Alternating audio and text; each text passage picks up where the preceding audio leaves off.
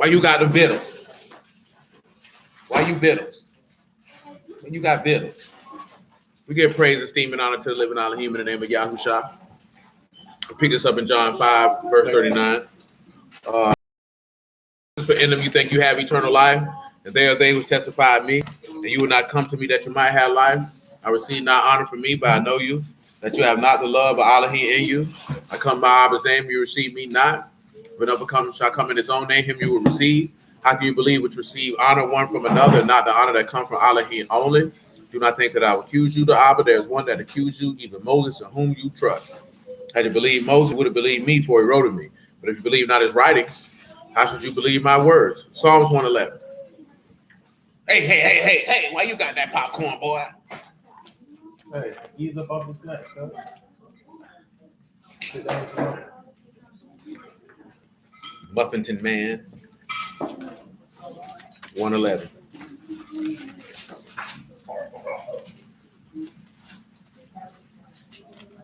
Yes, sir. Yes, sir.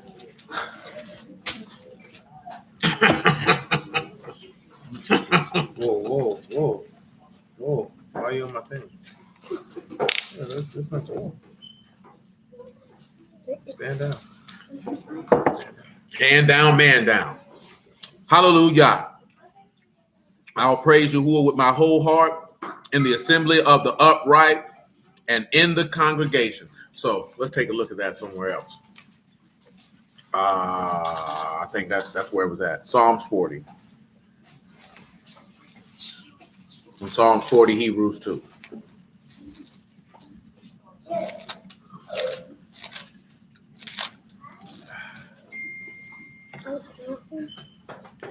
You can pick it up at verse 6.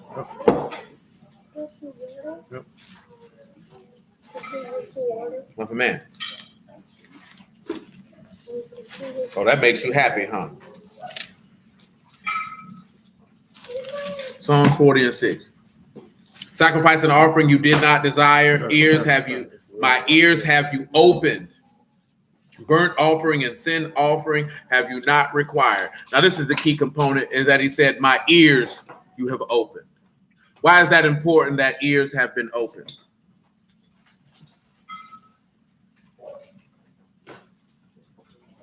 Why is that important, young Michael, that his ears have been opened?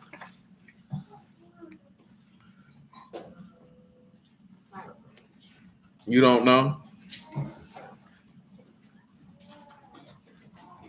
Well, let's do it like this. Let's come over here to Leviticus chapter 19.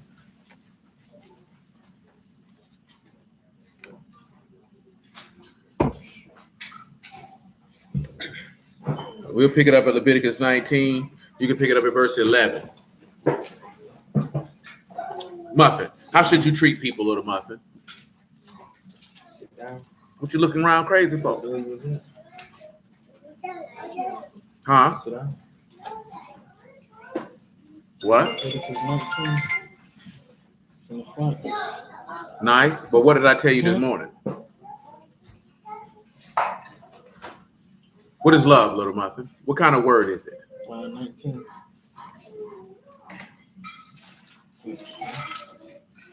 I will allow it. But is it a verb? Is it a noun? Or is it an adjective?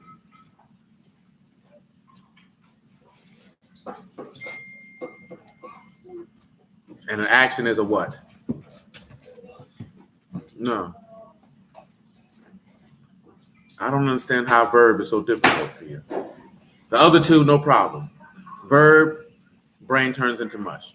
Nevertheless, we're looking at something in Leviticus 19, verse 11. Look at the first thing that it states. And the reason why I asked her that, because of course, you know, in Leviticus 19, it comes up to the second greatest commandment, which is what, Michael? We talked about it last week. What is the second greatest commandment, Michael? Oh, you just hit me with the white lady face. That means you don't know. Why you hit me with the white lady face? You be walking around Jacksonville, Florida, looking at people like that? Oh, you did it again. I ain't even know black people could hit the white lady face. These would be hitting the white lady face. You don't know the second greatest commandment? We just talked about this last week, man. And definitely. At that. What? Are you asking or are you telling me? I'm telling you. Are you right? Look at it. Yes, I am. Now you're confident. I'll allow it.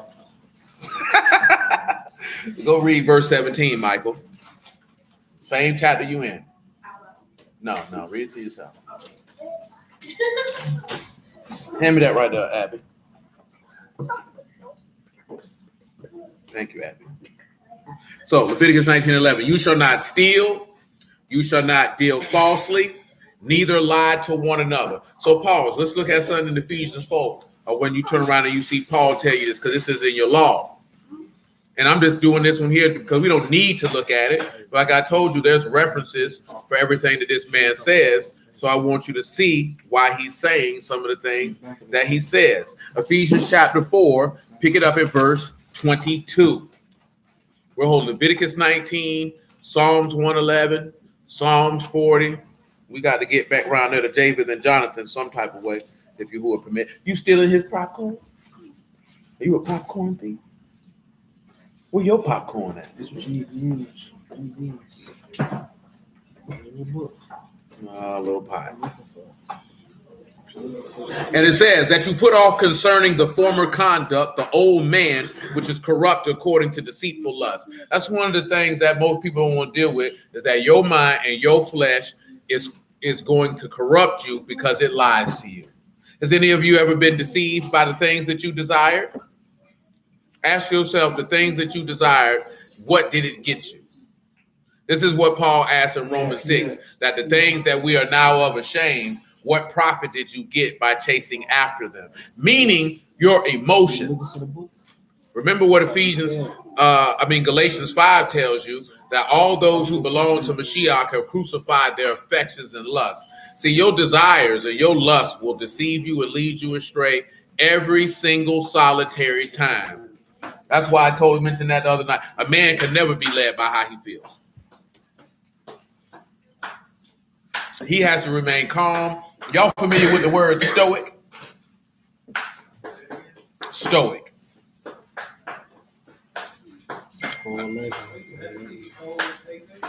It's STOIC, if my memory serves me correctly.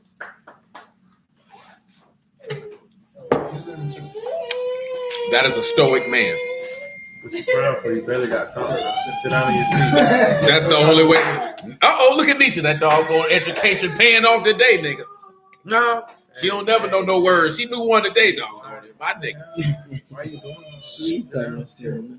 No, I think that's the context of what the word stoic is always used in. This man is stoic. That is a man that's not that he's emotionless, but that he has emotionless expressions. Chris Middleton is how they describe him during the finals as a man who would be described as being stoic.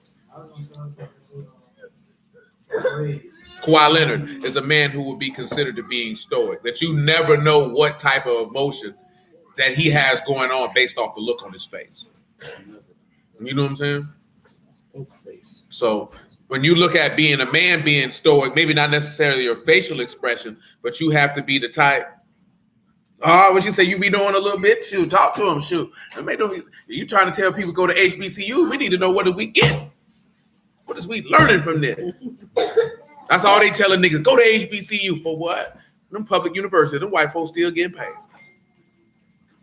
That's what they told them people. We was just talking about that. You know, they making all them boys get vaccines, boy, to play football. Especially at a private school. They said a private school ain't nothing to talk about. Nigga go to Miami, nigga go to BC. Oh yeah, you got to get a vaccine. There ain't even no option. You go to Alabama, it's an option. Private school can tell you, oh yeah, you niggas got to be vaccinated or you can't come on campus.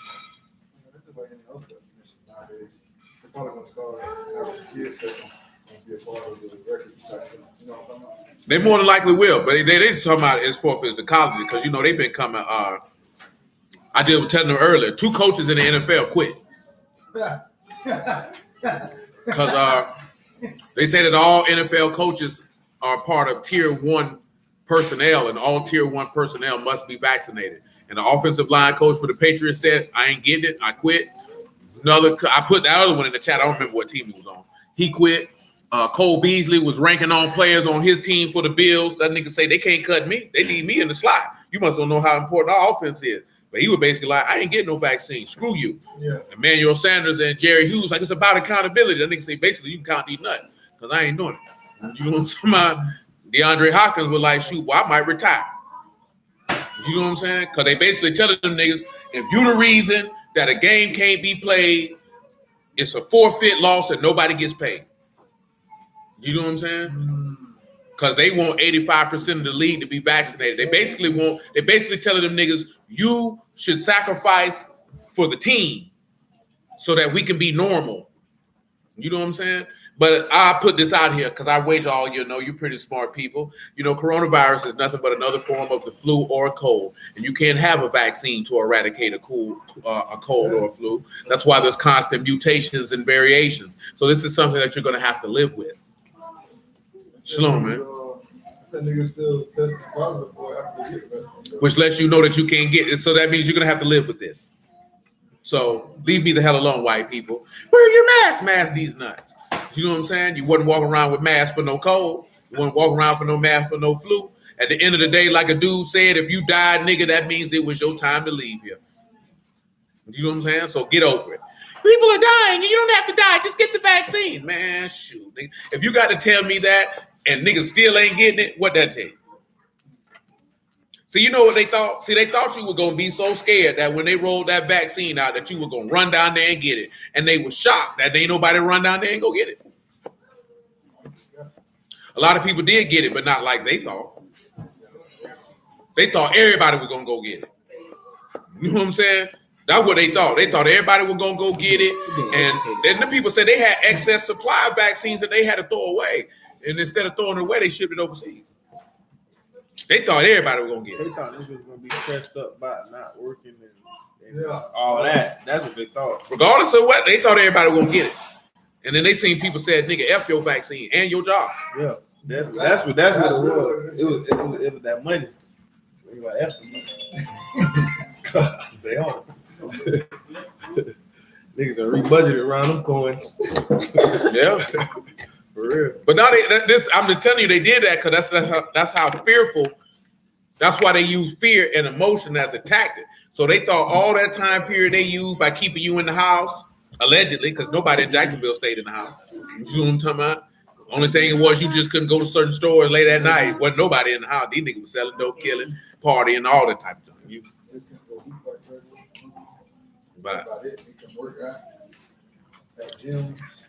But niggas was not in the house. Straight up, playground was closed. I was still out there. You ain't supposed to be out here. Okay. I'm out here. You know what I'm talking about? They definitely tried to close off Garden City and lock up. I'm gonna jump the fence. Anybody out here policing it? Man, police riding by, these niggas out here killing during the pandemic. You think they finna stop somebody for doing pull-ups at a park? You know what I'm talking about? Man, they like this here, man. But I said, though, they thought you were going to be scared. They thought you were going to be scared for your job. They thought you were going to be scared for your kids and run down there and get it. And people did. Now they're trying to scare you again with the Delta variant in the city.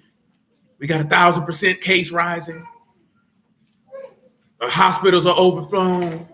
Even little kids and young people are dying. Let them die. Brandon would hit me up with, they got 30 new viruses. What can I do about it? There'd be 30 viruses you would use to kill more niggas. Let them die. Because ain't nothing I can do. Can you stop 30 viruses? Y'all got any idea how we can stop it? I say let you who will be done. Let them all die. If I catch it, let me be in that number then. It is what it is. Ain't nothing I can do about it. Yeah. I ain't reading it because I'm like, what's the use of me reading it? Because not just because he shared it, because there's no solution that I can come up with the information. There's nothing I can do with it other than, well, there's 30 more viruses.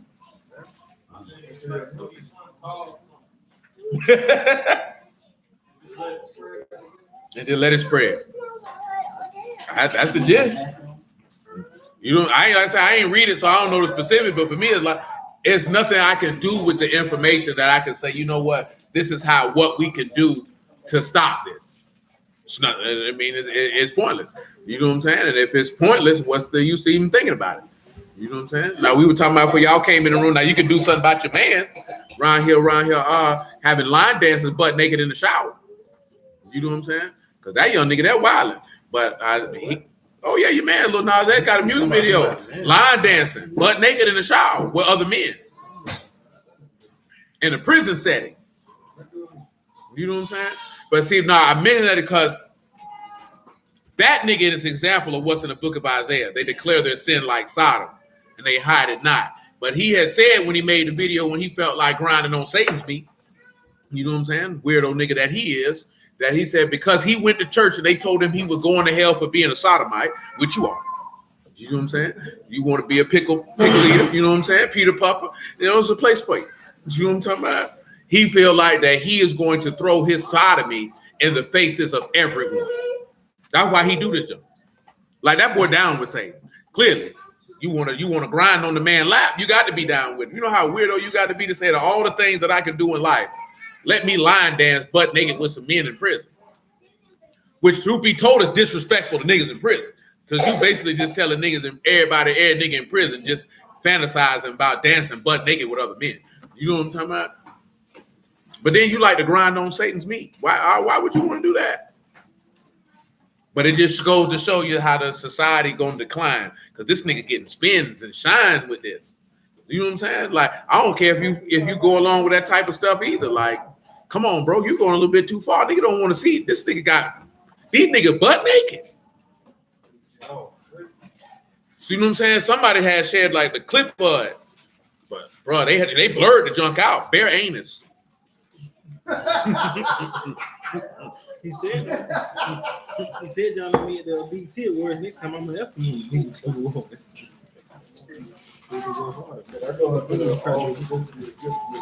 Yeah. I mean, now that's a fact. That's a fact. Now, Sharon's saying he thinking that the vaccine might be the mark of the beast type thing, but I can tell you over here it's not. Because if you own and control your own situation, nobody can make you take it. The only people who have mercy of it are people who are employees. You know what I'm saying? Like, ain't nobody telling nobody you got to have a vaccine to get in a hospital or get in a game or this, that, there, and the third, because there's no way they're going to check it unless they go into the Nazi route and ask for your vaccine card. Oh, yeah, definitely not. New York City different. Up there, though.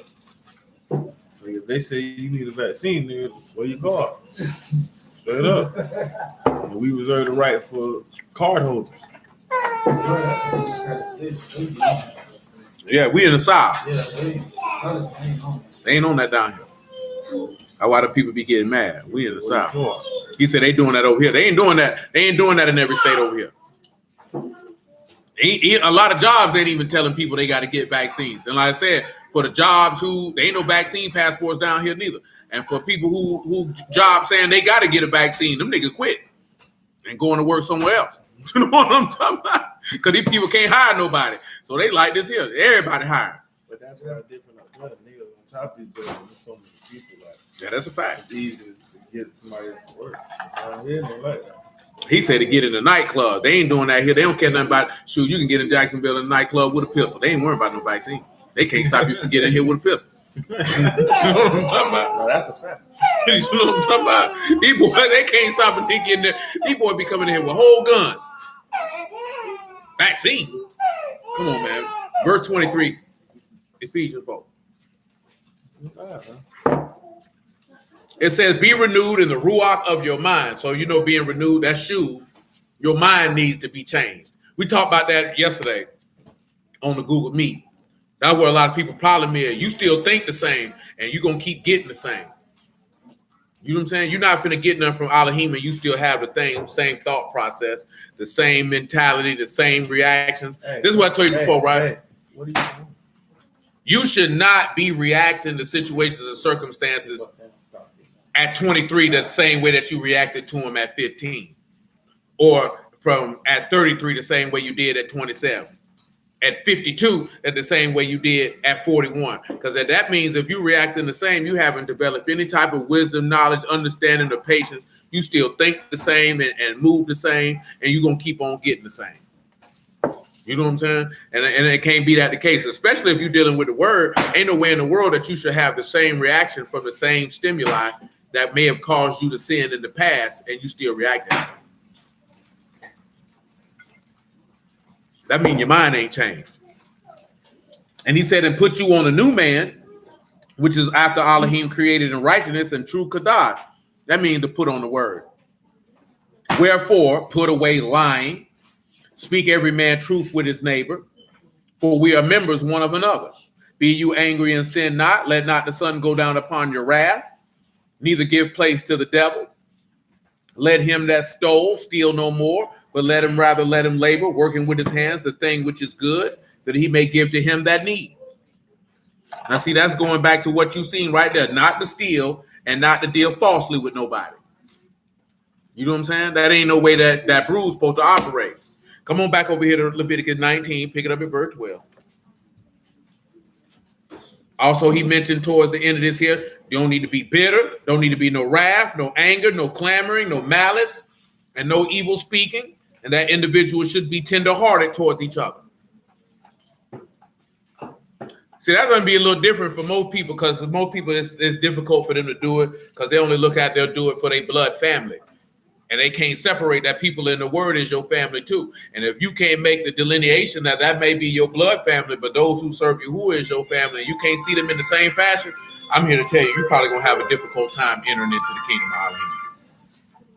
You're probably going to have a difficult time. And no problem, you're going to have a difficult time. And the reason why you're going to have a difficult time is a matter that I told you in the past. That means when you see somebody in the household of the faith, you don't see the Lord when you look at them. You just see a person. As somebody of the household of the faith, you're supposed to see the Lord when you see them. And what chapter in the text tells us this?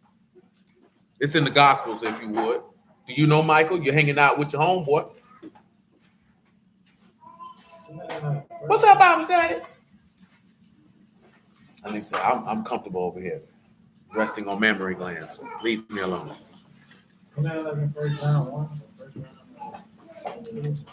Not in this way. Does anybody know what passage in the Gospels that I'm referring to? This is in Matthew, Mark, Luke, or John. Yep. Not on that one. Not on this one. Anybody else going once? Twice? Come on, Michael. Give him the answer. What was it? What? Come on, tell him the answer, Deidre. You doing what? You gentlemen? I thought about something outside of the gospel in Colossians. Well, come on over here to Matthew 25 then. It just ain't right.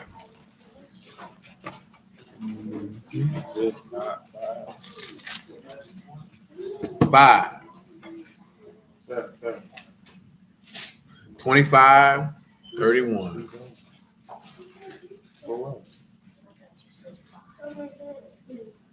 I want to wipe my hand. I want to wipe my hand. I want to wipe my hand. Matthew 25 and 31. When the Son of Man shall come in his esteem, and the Kadash Malakim with him, then shall he sit upon the throne of his esteem. Before him shall be gathered all nations. He shall separate them one from another, as a shepherd divided sheep from the goats. He shall set his sheep on his right hand and the goats on the left.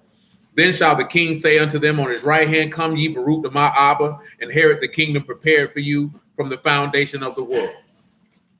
For when I was a hungered and you gave me meat, I was thirsty and you gave me drink. I was a stranger and you took me in. Naked and you clothed me. I was sick and you visited me. I was in prison and you came unto me. Then shall the righteous answer him, saying, Lord, when saw we you a hungered and fed you, and thirsty and gave you drink? When saw you a stranger and took you in, or naked and clothed you? Or when saw we you sick or in prison and came unto you? And the king shall answer and say unto them, Truly I say unto you, inasmuch as you've done it unto one of these, the least of my brethren, you have done it unto me. Then shall he say also unto them on the left hand, Depart from me, you cursed, into everlasting fire, prepared for the devil and his malachim. I was hungered and you gave me no meat. I was thirsty and you gave me no drink. I was a stranger and you took me not in. Naked and you clothed me not. Sick and in prison and you visited me not. Then they shall answer him, saying, Lord, when we saw you a hungered or a thirst or a stranger or naked or sick and in prison and did not serve unto you. Then he shall answer them and say, truly I say unto you, inasmuch as you did it not to one of the least of these, you did it not unto me. These shall go away into everlasting punishment, but the righteous unto life eternal. That's why I tell you, it don't matter whether you know that, and the people of the household of the faith, boy, you're supposed to look out for them, because as far as he's concerned, when you say, no, I don't want to do it, I don't know you, he say you ain't do it to him. Now, see, you'll have individuals, of course, y'all know if you be online, who be in their word, they try to take advantage of people. They be asking for money and stuff all the time. At that point, that's when you have to give a nigga opportunity. Because you already know what the text say. Text say, hey, man, you don't work, you don't eat. So then we going to have to, are you incapacitated? What you got going on? Because ain't no grown man ought to be begging nobody consistently. At that point, if he in the word and he got men in the word, that means somebody ought to give him an opportunity to take care of himself. Come on back to Leviticus 19.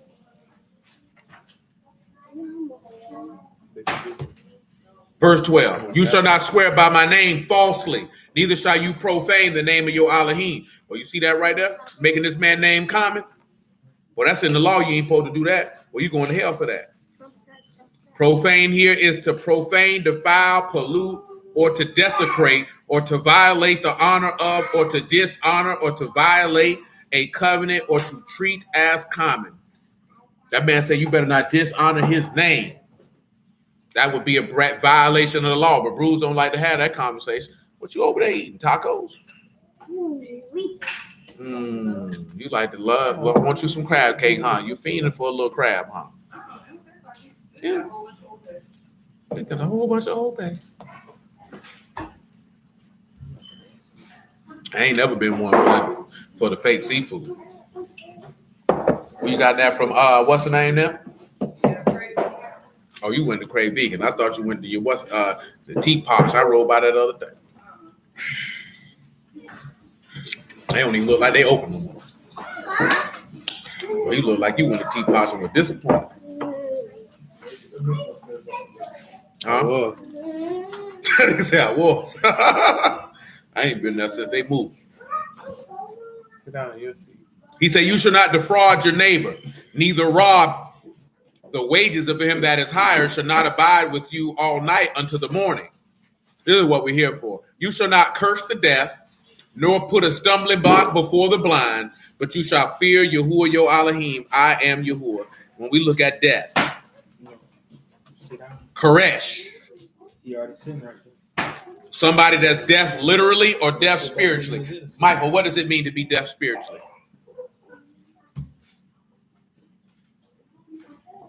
And it's Kot, Rosh, and Sean, if you would. Son, I need you to sit down because all that looking over my shoulder. Deaf spiritually. No. Thinking a little too hard. Try it again.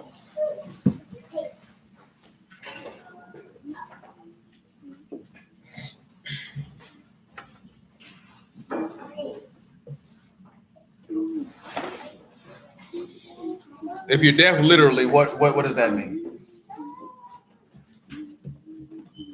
If you're deaf in real life, what does that mean? Huh? Deaf. Hearing impaired. So if you're deaf spiritually, what does that mean? Oh, you thought I said deaf. No, deaf, like jam.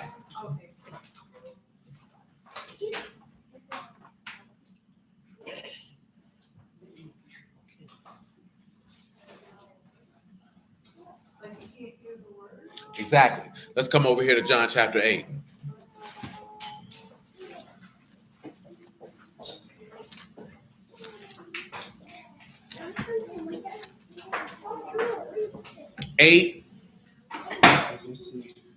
and 41.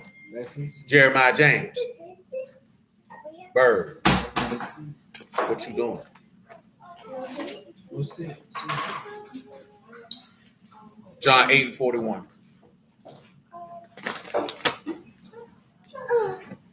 Jeremiah James. Jeremiah James. You do the deeds of your father. They said unto him, then said they to him, we be not born of fornication. We have one father, even Elohim. Yahushua said unto them, if Elohim were your Abba, you would love me, for I proceed forth and came from Elohim. I neither came of myself, but he sent me. Why do you not understand my speech? Because you cannot hear my word. You are of your father, the devil, and the lust of your father you will do. He was a murderer from the beginning and abode not in the truth, because there is no truth in it. When he speak a lie, he speak of his own. Look at it. Y'all finally decided to come off out the hood. Did the hood been that good to you? You neglected to tell us that lady had more debris yesterday. I didn't know that. Where was that? Right in her yard. And she had a camera watching. I didn't see none of that. Had a whole dresser. How you missed that, son? I took a picture of that. No, you didn't. I said, did the dresser and she had like a trash bag? No, you just saw the trash bag. Hold on, let me look at my book. You ain't got to look. Because I definitely asked you, is that all you got? You say, yeah. Yeah, I took two photos. Shoot, one only came. We took two. There go your top. Yeah, there go the top. Yeah. When I seen it, that's all I saw. Oh, see? That's why I asked you that. They go to, Yeah, that's why I asked you that. that's I definitely. That's it right there. Yeah, shoot, no, it didn't matter because I told her, shoot, baby, I didn't know that was there. You need to add another $100 on that. It just say you accused him of not sending it. And guess what she did? She added it. She added Yeah, it. she moved the text. She don't care. Shoot, I don't care where she moved. She moved that money in my account. That's all that matters. You know what I'm talking about? I only said that because she held up the preach. She held us up. Well, you still let that nigga cut your hair like that again, boy? Nah, man, that's just a new growth. I ain't go back yet. That nigga said new growth.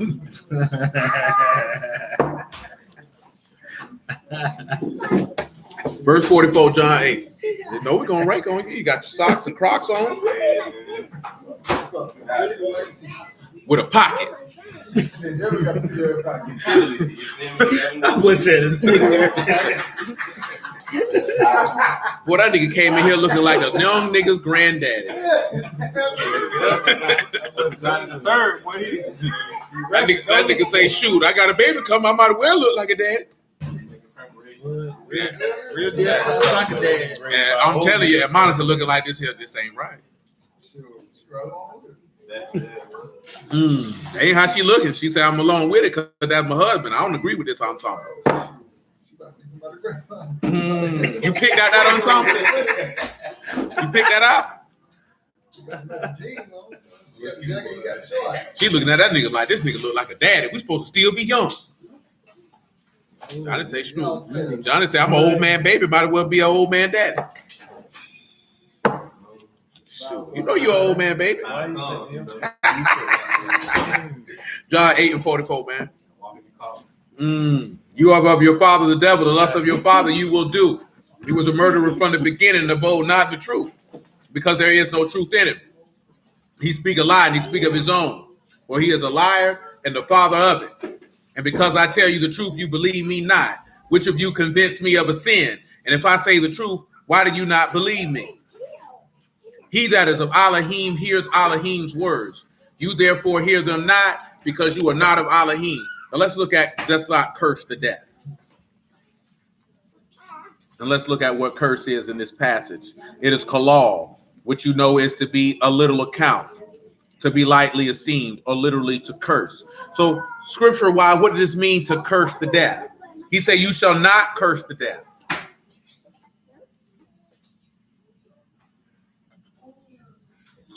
And also not putting a stumbling block before the blind. Of course, stumbling block is a means of stumbling, literal stumbling block. Also an enticement.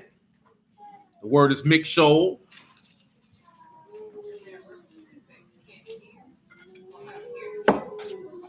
You cannot curse people who don't have an ear to hear. Did you see Yahushua curse people who did not have an ear to hear? He did not. Did he cast the stumbling block before the blind? He did not. Why is that important? Because Saul was blind and couldn't hear, and David never cursed him. Never put a stumbling block before his face. Just referencing back to the situation when we're talking about David and Saul and conduct. Absolutely. Also to not treat them less than, because it also what that curse means to lightly esteem. Because, you know, people are quick to do that. You lightly esteem people who are different than you. Niggas is good for it. You know what I'm saying? Oh, that nigga foot longer than the others. He less than. We hear that all the time. You know what I'm saying? We see that now, right? I said, chick, I know she was like, hey, you know, there's no such thing as high value black men, and most women don't want that. And I'm like, that's a lie. Now, the other stuff, put that to the side, you know, the network and all this here. But one thing I've known from 41 years of living, and I can't count the first 13, because we wasn't dealing with no women in that capacity. But once you start dealing with women, you know, the first thing I noticed in middle school, what girls like to do? Mess with dudes older than them. Especially the ones that were more attractive than the others. The more attractive women didn't necessarily like to talk to the dudes their age. You know what I'm saying? You definitely seen that when we got to high school. They want to talk to dudes that had a car. They want to talk to dudes that possibly had somewhere to stay. You know what I'm saying? So they dealing with grown men. You know what I'm saying? You see that. You notice that. And the first thing they come with, you know, them older guys, they a little bit more mature. Yeah, that doesn't sound good. At the end of the day, that nigga can pick you up and you feel like somebody riding the nigga passenger seat. See, the nigga in your neighborhood, he can't do nothing. He ride the bicycle to your house. You don't want to ride on the handlebars like you did when you were 7. Now you're too good for the handlebars. You know what I'm talking about? You don't act like you ain't never ride on the handlebars with them little boys. You like, you looking crazy. You was on the handlebars. You was right on that beach cruiser. Like to say, wee. She was on the peg. I was gonna mention the pegs, but I didn't know if y'all was on the stunt bike type of time. You look like you like this here, like you're on the back of a motorcycle. I got his hand on the shoulder. I was on the peg. Clown on the beach cruise. You better go put your uncle back in the garage. Get on that mongoose. Nigga, we had mongoose beat. Nigga, you had all that. But the beach cruiser, it is the smooth ride. See, niggas ain't want to be on them little bicycles because we riding. Them little bicycles hurt your bum. You know what I'm saying? You can't go from Beach Boulevard to Emerson to over this, that, and the third on no doggone mongoose. Yeah, beach. That nigga's a different nigga. Nah, most niggas got generations like that. No, yeah, I ain't gonna front. I think that was a generational gap. But nigga, we'll put the big seat on the mongoose and slide. 4 pegs. Nigga, we had niggas had beach cruisers. See, that's how Lil Muffin. Now we wasn't on no beach cruise. So one day Lil Muffin fell off the handlebars and her leg got stuck in the spokes. You know what I'm saying? But we was on a mountain bike. You know what I'm saying? Mountain bike was slick on the grass. I had a mountain. Lil Muffin probably about 7. That was at 10 speed. Oh, that boy had a 10 speed. That nigga had a classic bike. Old man, baby. That's why. Old man, baby. No, but I'm mentioning that because y'all know that. Then when you get that, a girl don't care about a man. We done had a conversation. A girl don't care about a man's money till she probably hit about 23, 24 years old. If she wasn't taught to focus on how much money a man got. You know what I'm saying? Once they hit about that 24-year-old range, they go to think about, oh, I need a nigga to take care of me. I need a nigga to give me a lifestyle. A lifestyle. Now, this son that nigga BOA just talked about this. This is a true story. This is what Yahuwah do. That's why he could do it. As a man, these dudes be talking about, y'all be hearing that they be talking about dudes be like, you know, you need 2 incomes.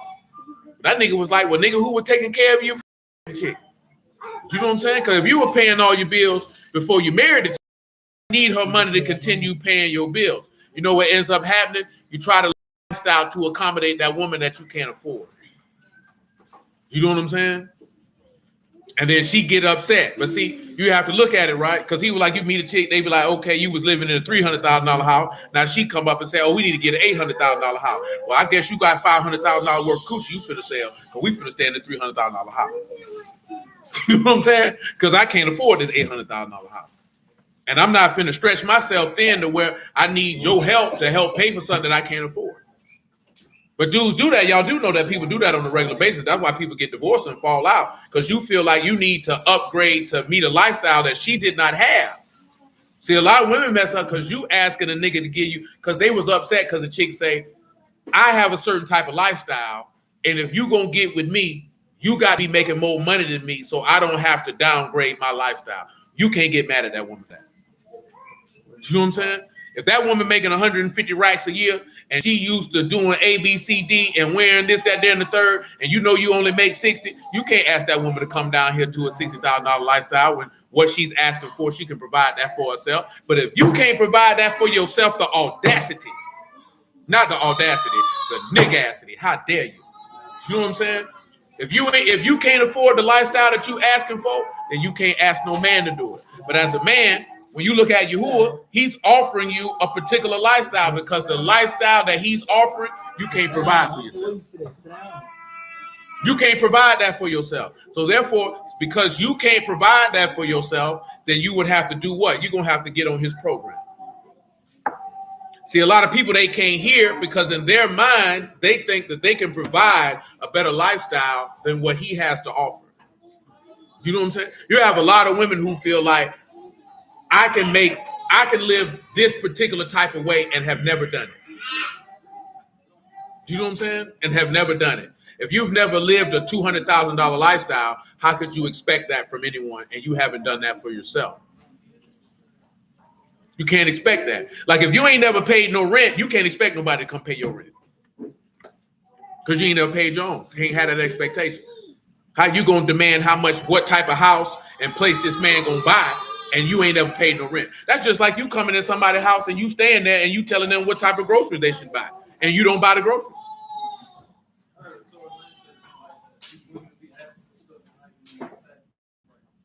Indeed, and you can't do that. It ain't right.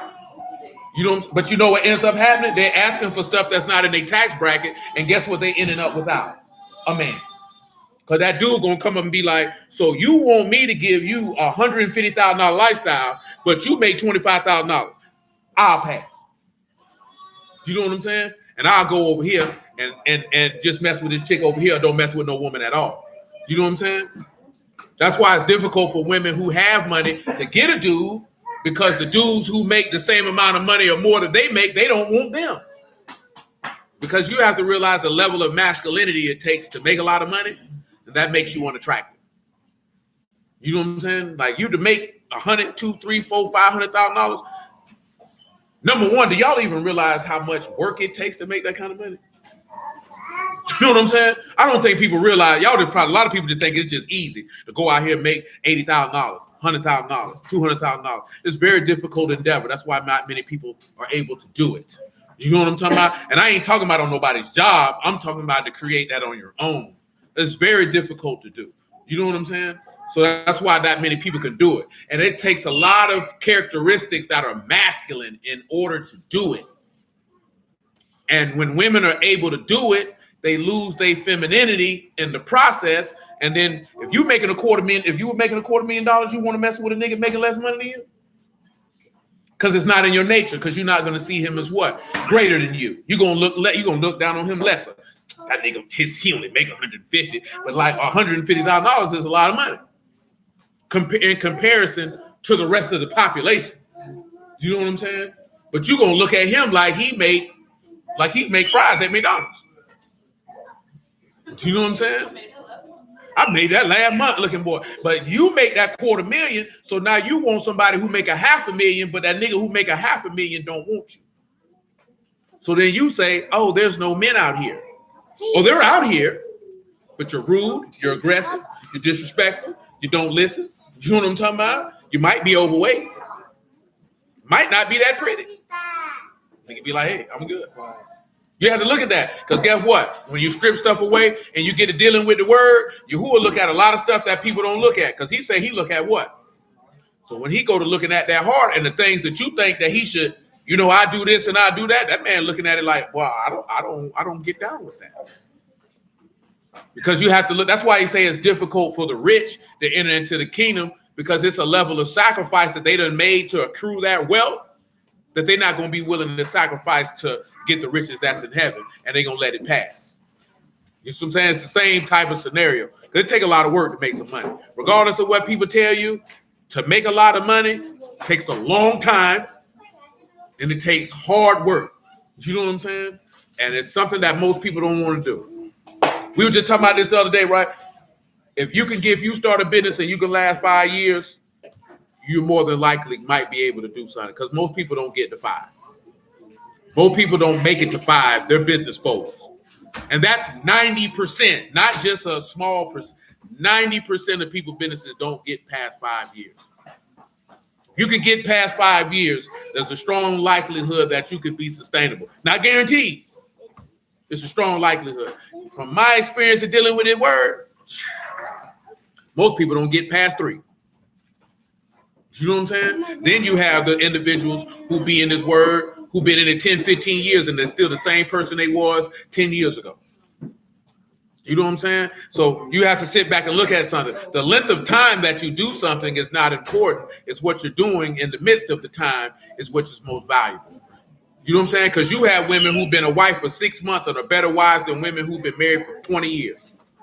You know what I'm saying? And it came down to one thing, the level of effort that woman was willing to put in to that task. You got people who can come in this word and be further along spiritually in 6 months than some people who've been in it for 5 years. And it's all because of the will and desire that individual person had to that particular vocation. You know what I'm saying? Because when I'm mentioning that, folks, we're looking at that Matthew 25, they say, well, when did we see you and not do that? That means you were somebody who you may have been in it for an extended period of time, but you were not invested because you didn't see the importance of my brother is naked, let me clothe him. My brother is hungry, let me feed him. My brother's in prison. Now we talking about in prison. We ain't talking about doing no ministry outreach at no jailhouse. Y'all know what type of prison they talking about and why they there, right? You know why they in prison? You don't know? Michael, you know why they in prison? Who's in prison? Huh? The booty house? Not at the booty house. I'm talking about, didn't we just read what he said when I was in prison, you didn't visit me? You too young for this. Because you sit, look at you. Now you hit your grandma white lady face. Because you act like, I don't recall. What you talking about? We just read it. Did he not say that when I was in prison, you did not visit me? Do you know why those people would have been in prison? Do y'all know why those people would have been in prison? For the word's sake. Remember, Peter got locked up, right? Y'all know that, right? Y'all don't know Peter got locked up? Y'all looking at me like y'all don't know what the hell I'm talking about. He got locked up after he died. Who, Peter? Or before? Peter got locked up after y'all shot that. Y'all didn't know Peter got locked up? Yeah, I knew that. You ain't know Peter got locked up. That's an act. Hey, what happened when he got locked up? What they did?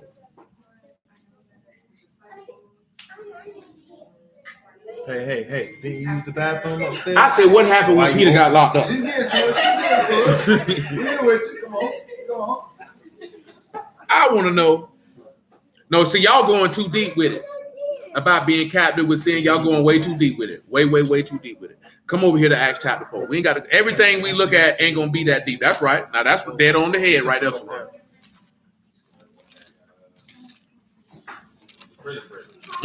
Prison break. Okay, look at little Johnny. Huh? Then they say it was prison break. Johnny said, I be plotting to break a nigga out. I be ready. Shalom, man. I remember my man Rohan, he was like, boy, if you go to jail for the word, boy, we gonna protest and get you out. I say, stay home, nigga, keep your cardboard.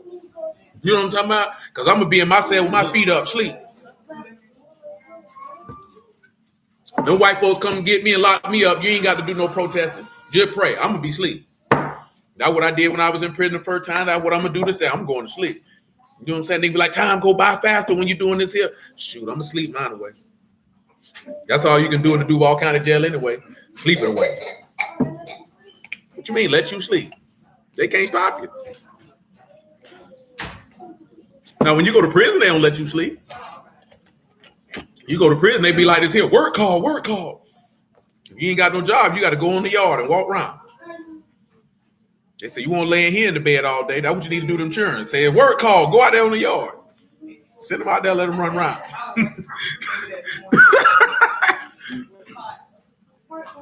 Yeah, work call, they come in there. You know, you got the housemen. They got to come in there and clean the bathroom.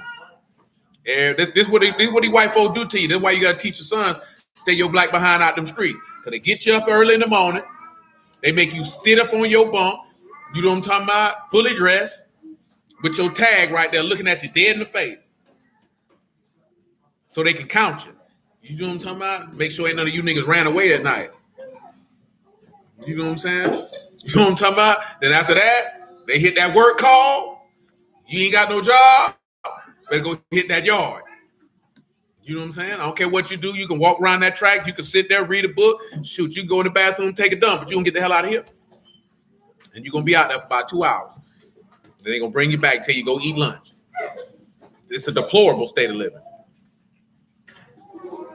That's why fathers is important. Keep your sons from up out of there. Because real talk, all jokes aside, probably about 70 to 75% of the people who are in prison, they were raised by their mama. That's a fact. 70-75% of men who are in prison come from a single parent household.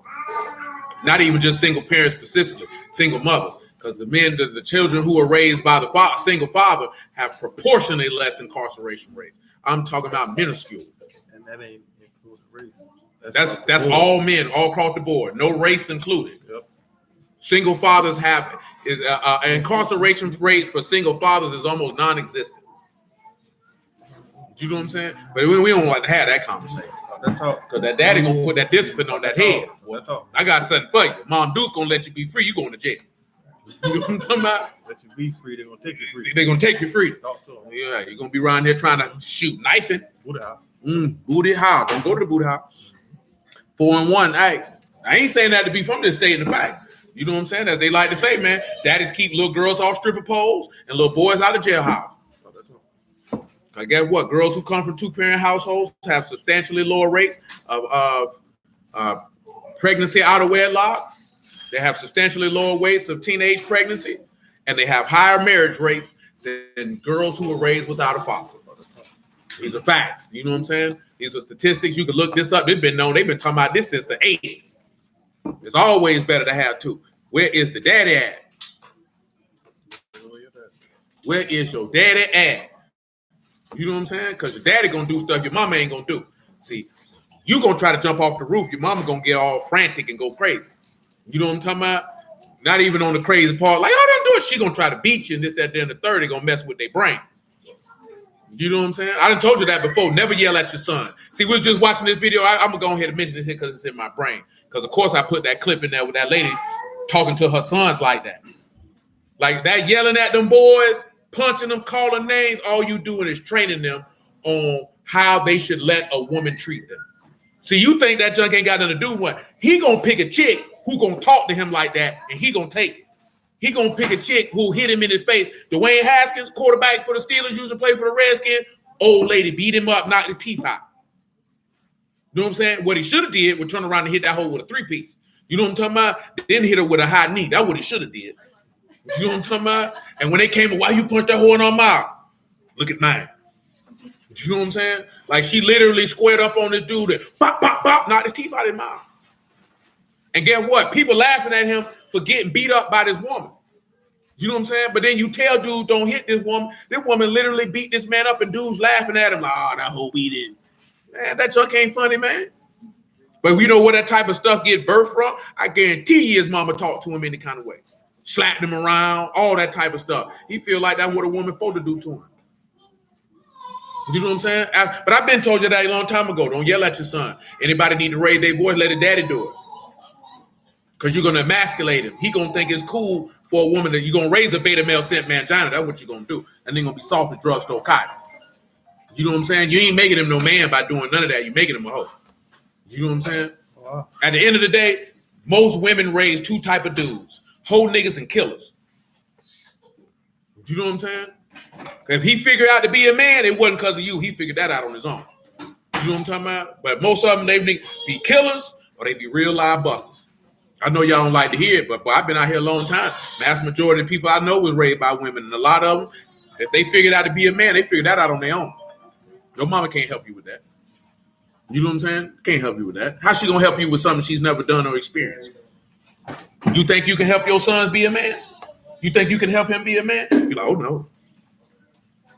There ain't no disrespect. That's just like to a certain extent, a man can be able to be an a positive influence on the young woman to be a woman, but it takes a woman to show her how to like really be a woman.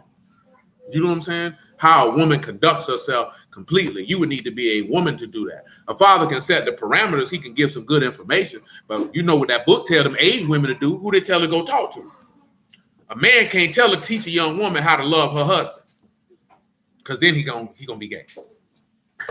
If you could teach a woman how to love a man, that ain't normal. You know what I'm saying? You can't teach a woman to love her children. You can tell her about it, you can give her the insight, but it takes another woman who actually loves her husband and loves her children to be able to impart that level of information. From a female perspective, that junk is different. Acts chapter 4 and verse 1. Bird. Jeremiah James Bird. As they spake unto the people, the priests and the captain of the temple and the Sadducees came upon them, being grieved that they taught the people and preached through Yahusha the resurrection from the dead. They laid hands on them and put them in the hold until the next day, for it was now eventide. Howbeit many of them which heard the word believed, and the number of the men were about 5,000. It came to pass on the morrow that their rulers, elders, and scribes, and Annas the high priest, and Capheus, John, Alexander, and as many as were kindred of the high priest were gathered together at Jerusalem. And when they had set them in the midst, they asked, by what power, by what name have you done this? Peter, filled with the Ruach HaKodesh, said unto them, you rulers and people, elders of Yasharal, we this day be examined of the good deed done to the impotent man, by what means is he made whole? Be it known unto you all, and to all the people of Yasharal, that by the name of Yahushua HaMashiach of Nazareth, whom you have crucified, who Elohim raised from the dead, even by him do this man stand here before you whole. This is the stone which was set at not of you builders, which has become the head of the corner. Neither is there salvation in any other, for there is none other name under Shamahim given among men, whereby we must be saved. When they saw the boldness of Peter and John and perceived that they were unlearned and ignorant men, they marveled, and they took knowledge of them that they had been with Yahusha. You know what the men should have did once they took knowledge that they were ignorant and unlearned? Left the men alone and went about their business. That's what they should have did. But let's drop down a little bit. Of course, you know they bid them not to preach in his name. Let's look at about verse 23.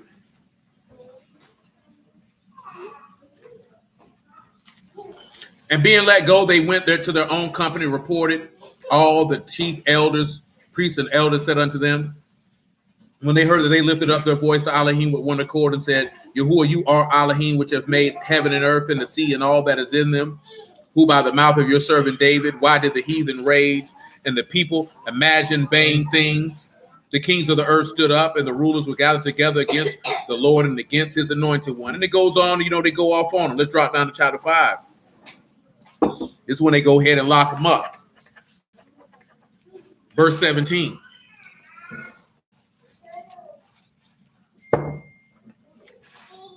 Then the high priest arose up, all they that were with him, which is of the sect of the Sadducees, and were filled with indignation. They laid their hands on the apostles and put them in the common prison. The Malachim of Yahuwah by night opened the prison doors and brought them forth and said, go stand and speak in the temple to all the people, all the words of this life. And when they heard that, they entered into the temple early in the morning and taught. The high priest came, and they that were with him, and called a council together, all the senate of the sons of Yasharal, and sent to the prison to have them brought. When the officers came and found them not in the prison, they returned and told, saying, the prison truly found we all shut with safety and keeping standing without before the doors. But when we had opened, we found no man within. Now, when the high priest and captain of the temple and chief priests heard these things, they doubted of them whereunto this would grow. Then came one and told them, saying, behold, the men whom you put in the prison are standing in the temple teaching the people. So when he was talking about, now there's another place when Peter got locked up during what they call it, Easter time. Do you recall what happened with Peter when Peter got locked up during Easter time?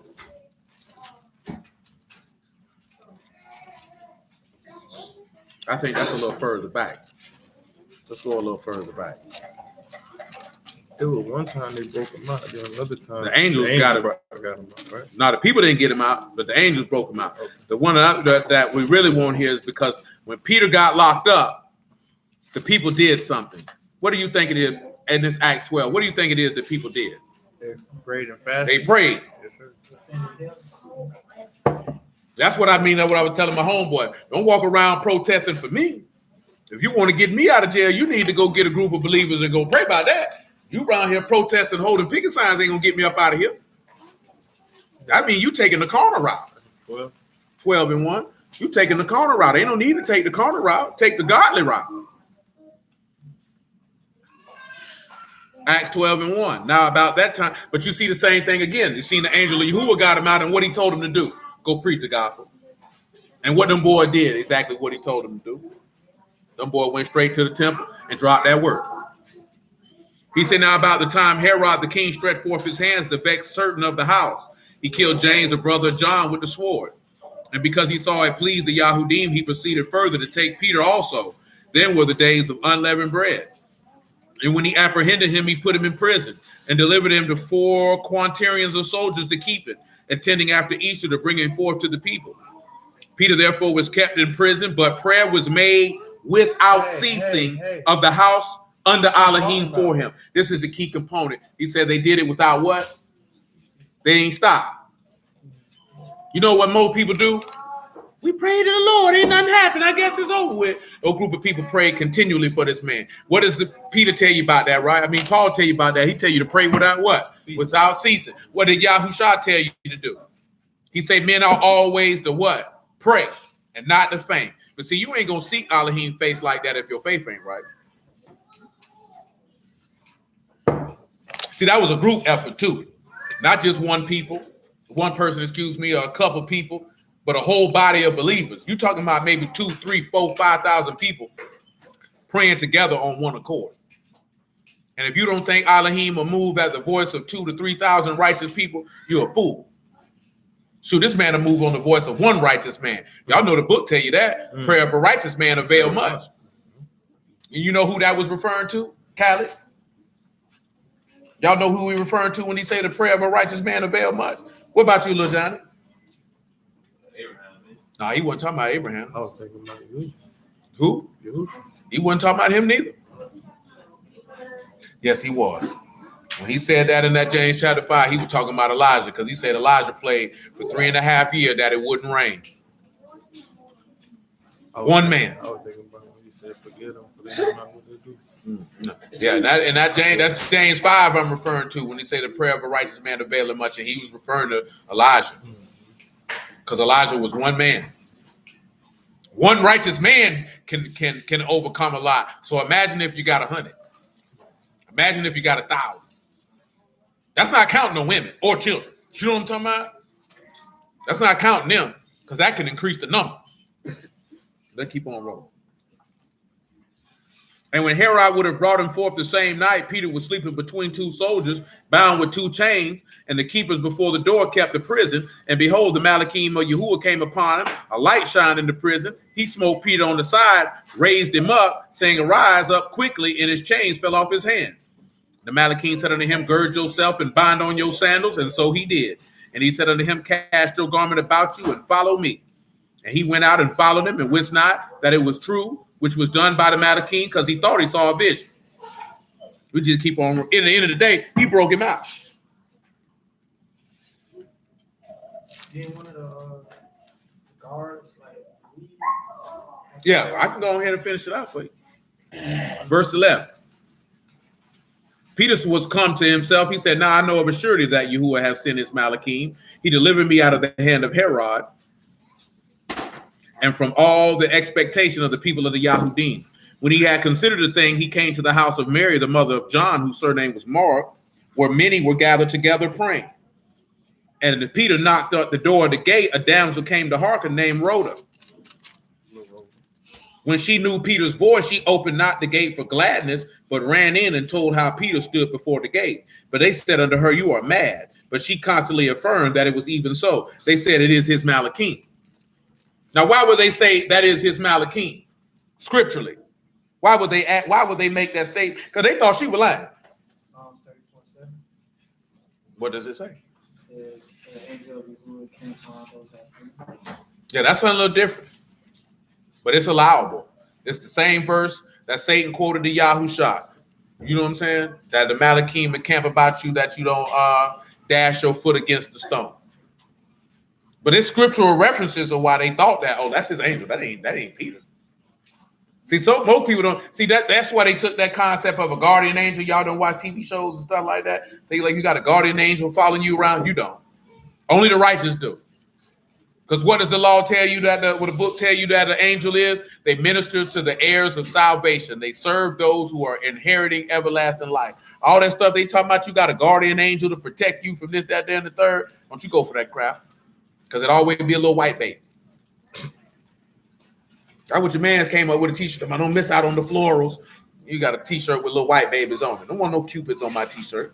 Who said that? The little idol. That's what Lamar was on. Because he put out a t-shirt and say super fresh with some florals and some white babies. You know, that's that tattoo stuff. You know, that what you call it? That St. James Cathedral type stuff. You know, them friezes. Y'all know that stuff. That Renaissance paint. Ain't nobody got time for that. But Peter continued knocking, and when he opened the door and saw him, they were astonished. But he, beckoning unto them with the hand to hold their shalom, declared unto them how Yahuwah brought him out of the prison. And he said, go show these things unto James and the brethren. And he departed and went into another place. The person you think about on that one there was when Paul broke out of prison. And the guard believed. That one when Paul was in prison.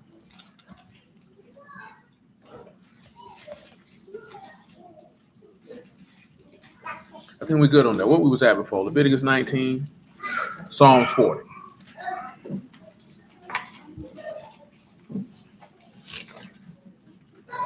That's what you're looking at by he opened your ears. What is Yahushua's statement all the time? He that had what? You can't hear if he don't open your ear. I don't care how much words you hear. I don't care how much you sit there. I don't care where you been at. But you ain't going to hear if he got your ears closed. You're going to be deaf and you're going to die deaf. I go back, well, that was what I was talking about with the brothers and sisters on that Google Meet, telling them that. And I kind of mentioned that last night. Y'all be trying to beg people whose ears this man done shut. You realize that, who can we think of in the text I'm trying to think of? Like Saul's ears were shut. It wasn't nobody they were going to be able to say, turn Saul around. Every king of Yasharal ears were shut.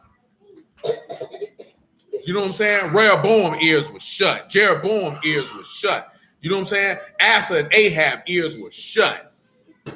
The scribes and Pharisees of that time of Yahushua ears were shut. It wasn't nothing that you was going to be able to say to open their ears. See, this is where we get messed up at. You think constantly telling somebody the word over and over and over and over and over again is going to open their ears, and it is not. Let me ask y'all a question. The book tell you if you encounter a heretic, how many times should you talk to him before you walk away? Right. 3 times. You know why 3 times? At the mouth of 2 or 3 witnesses, all matters are established. He said, admonish, 3rd time, reject. Let's look at it in the Epistle of Titus, because we back here.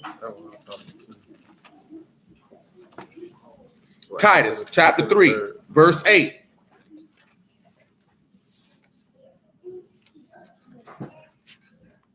That's right, cuz just 3 times. You ain't got to be going back and forth arguing with nobody or trying to berate or beat somebody. That's what people say when you're trying to, that's what people mean when they say you're trying to push your beliefs on them. Because you think if you just keep telling them, they'll turn around. Absolutely not. Y'all remember what a heretic is, right? That's somebody who believes in false doctrines, false teachings. This is Titus, the Epistle of Titus, chapter 3 and verse 8. This is a faithful saying. These things I will that you affirm constantly, that they which have believed in Elohim might be careful to maintain good works. These things are good and profitable unto men. Avoid foolish questions. Say back in the beginning, I thought I'd be able to, yeah.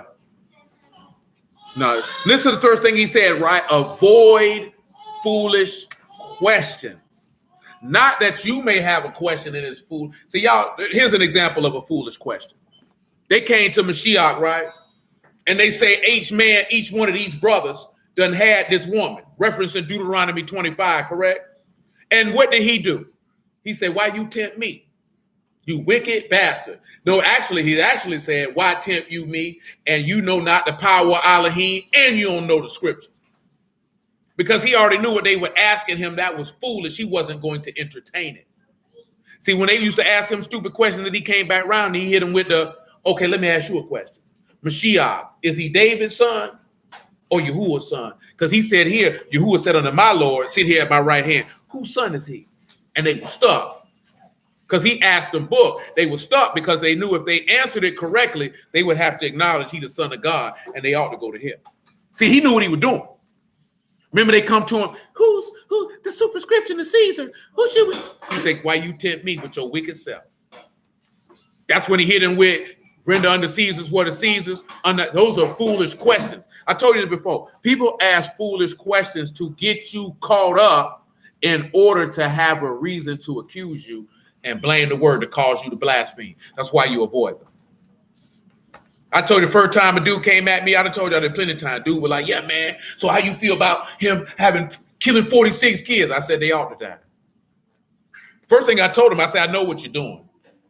So I'm just going to let you know that I know that you want me to say you tried to pinpoint because it's children that I should have a soft spot for children and therefore blaspheme against my father. But he was thrown because I said, no, them niggas should have died. They should have washed their mouth. And he was stuck. So then he was like, so what if your mama go to hell? I say, well, shoot, the hell she gonna go. Shoot, she made that choice. Because that's what dudes do, and that's feminine. Because what they're trying to do is they're trying to hit you on points that they feel like will give you an emotional reaction. Little did he know, I'm not emotionally attached to anyone on the earth. I'm only attached to Yahuwah. You attached to your wife, but that's not emotionally. You shouldn't be emotionally attached to anyone, ever, no matter who it is. The reason being, because everybody belongs to Yahuwah. Everybody belongs to Yahuwah. Don't nobody belong to you, because if you're emotionally attached to something and it leaves, you're going to be mentally fragmented and destroyed. And usually that affects men worse than it affects women. Because if men get emotionally attached, that means he was invested in that woman. He really loved that woman, and it bothers him more. Y'all can leave a nigga and move to the next nigga and act as if that nigga before never even existed. You could walk right past him. You could have been the nigga 15 years. You act like you never seen him before. Who are you? And why are you talking to me? Men do not have the ability to do that once they have invested that level of emotion. See, y'all can cut it on and off. It can change. I love this nigga today. I hate his guts tomorrow. Dudes don't do that. If he love you today, he love you tomorrow too. And the next day. And the day after that. You might get on his nerves, but he ain't gonna be like, I don't talk the other day. I just can't stand her. I'm not emotional. Talk. Dudes don't do that. Dudes are the same every day. That's why when you see dudes that are different, y'all look at them funny. If you look at a dude and he different on Tuesday, different on Thursday, you looking at him like this nigga whole like me. Is he a lady? He got mood swings? But am I lying though? Because do y'all prefer a man to be the same every day, or do you want him to be moody? But then y'all get upset because you moody and he the same every day. You know what I'm saying? He gonna do the same thing he want to do every day. You upset because you don't want to do it. He don't give a damn about how you feel. I don't want to talk. I don't want to be touched. You better touch me today, nigga. Bring me my plate. Make sure it ain't late. Look at you, because you bring the plate when you feel like it, don't you? You bring it on time. Callie bring your place late. On time, no matter how she feel. Looks down and say, she better shoot. I do her right. I give her sleeps. I give her eats. Yeah, that's what that nigga said on that. I'm talking. I ain't got nothing to do with that. Don't do that. You know what I'm saying? No, because most of the time as men, we don't realize that y'all moves change. Y'all moves change 15 times in 45 minutes. You know what I'm saying? That's too many times, so you about 5. You know what I'm saying? Monica like, yeah, shoot, my mood change all the time. I'm pregnant too. We don't want to hear that hormone crap. Try to use them hormones as an excuse to be nasty and rude. You know what I'm talking about? We don't hear that crap. Because you know why we don't hear that crap? Because the word greater than your hormones. Uh-oh. We hear that junk. You want you to be like that, and I'm supposed to take it. I ain't taking that junk. I'm pregnant. You know I'm being pregnant. I don't care about none of that. You gonna pregnantly behave yourself. You know what I'm talking about? Look at you. You already know you rude. Lies you tell.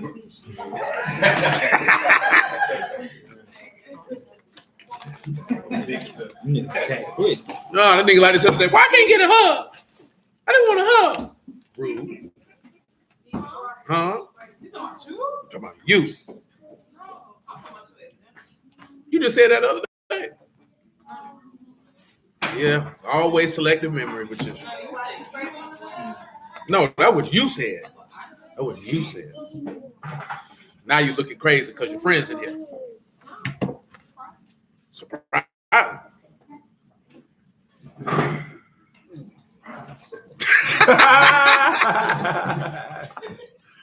Woo, boy. Niggas. But I mentioned that there because people change.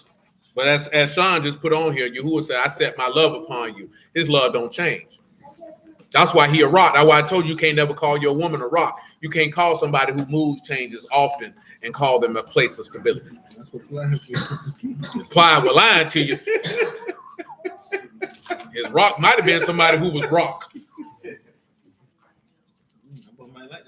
That hard nard. Yeah, but he had you set up and you around here thinking my woman, my rock. Shoot, boy, times get hard, she gonna bail on you, boy. You know what I'm talking about? She was the flop.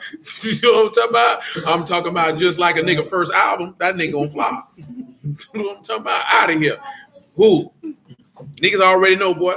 If you was making $300,000 a year and you lost it all, she gonna stick around for a little bit. But if you don't get that jump right, well, she out of here. It's time to find me a new nigga. Because she ain't gonna leave till she get a nigga to take your place. You know what I'm saying? She gonna sit there actively looking. Oh, found me one. Out of here. You know what I'm talking about? You around here looking crazy. I thought we were gonna be in this together. They'll say, oh. Yeah, I'm gonna be together over there. Because see, you used to get money. Now you're just an employee. I know what I'm saying? I got a lifestyle. And you can't give me that no more. That's what Dr. Dre wife was talking about. But that's what he get though. Nah, don't feel bad for Dr. Dre. Don't feel bad for, you know why you don't feel bad for Dr. Dre? Because that was somebody else's wife. He took somebody's wife. That woman was married to another man when he started fooling with her. You know what I'm saying? So he getting a light tab because he should have got more than that. She was married to another man. You know what I'm talking about? Who? Well, you know what that book tell you, boy, ain't nothing good coming to a nigga for that. Who? Feel sorry for that nigga. She should have hit you for $1 million a month, you rat bastard. You know what I'm talking about? You around here poaching another nigga wife. Should have got your own wife, nigga. You know what I'm talking about? Then you got a nigga with a strong chin. So what you had going on? Baby look more of a man than you do. Baby definitely got a dog on boxer's chin. What? She looking like Glass Joe, if you didn't know. You know what I'm talking about? But at the end of the day, though, that was I know you'll see, I don't know. I remember that she was married to an NBA player. He took her from another man. She wasn't divorced, and then he met her. You know, they ain't right outside of you. She was actively married to another man, got with him, and then divorced her husband and went with him. You got this something that takes more rebound. What? I'm not finna take another nigga wife. Get the hell out of here. You keep that for marry you. Mm-hmm. They allegedly. That's what they say. You know what I'm saying? I'm gonna keep on rolling, man. Titus 3. That's for real though. You can't feel sorry for that nigga. That was another man's wife. Y'all know what the book say. Man who sleep with another man's wife, like what? Proverbs chapter 6, if you didn't know. You know what they say they like, Michael? Understanding. What we just read last night about understanding. You a brute beast. You're an animal. You need a bit and bridle in your mouth. Yeah, that man say you lack understanding. That man say ain't there matter, no gift, no nothing you can do to stop that man wrath. I told you I was locked up with a dude. Dude said I came in the house and boy, my wife had a penis in her bigger than mine. That nigga said I killed her and him. Well, men don't play about that type of stuff. You might see your man sleeping with another woman. You gonna want to fight that chick. He see you sleeping with another man. He might kill you and him. You know what I'm talking about? And Yahuwah gonna look at you and be like, you know what? You get a pass. You know what I'm talking about? Real talk now. Go to the Proverbs chapter 6. You see what I'm talking about. I ain't just making that up. I ain't saying he will give you a pass. I say he might give you one because he gonna understand that rage because he feel that way by his wife. You saw an animal. Kill the beast. Right here, man. 6 and 32. Proverbs 6 and 32. Whoso commit adultery with a woman lack understanding. He that do it destroy his own soul. A wound and a dishonor he shall get, and his reproach shall not be wiped away. That man said that dishonor will never go away. For jealousy is the rage of man, therefore he will not spare in the day of vengeance. That man don't want to talk. He will not regard any ransom, neither will he rest content, though you give many gifts. Man, I don't want to talk. I don't want your money. I don't want your gifts. When it come on the day of vengeance, I'm coming to kill. Man, I don't want to talk. Get what? In this time period, you'll look at it, oh, that nigga is simp. But back in them days, what people didn't play them type of games. They don't play them type of games overseas right now. If you're in the right culture, nigga catch you with another man's wife, boy, you down on the spot. Boy, you down on the spot. They ain't even considering thinking about that woman. Boy, they coming to kill that dude, boy. You disrespectful bastard. At the end of the day, it's like 8 women for every man. Boy, nigga ain't got no business messing with another man's wife. It's too many women out here. It's enough out here, boy. You could have 3, 4 different women and never mess with another man's wife.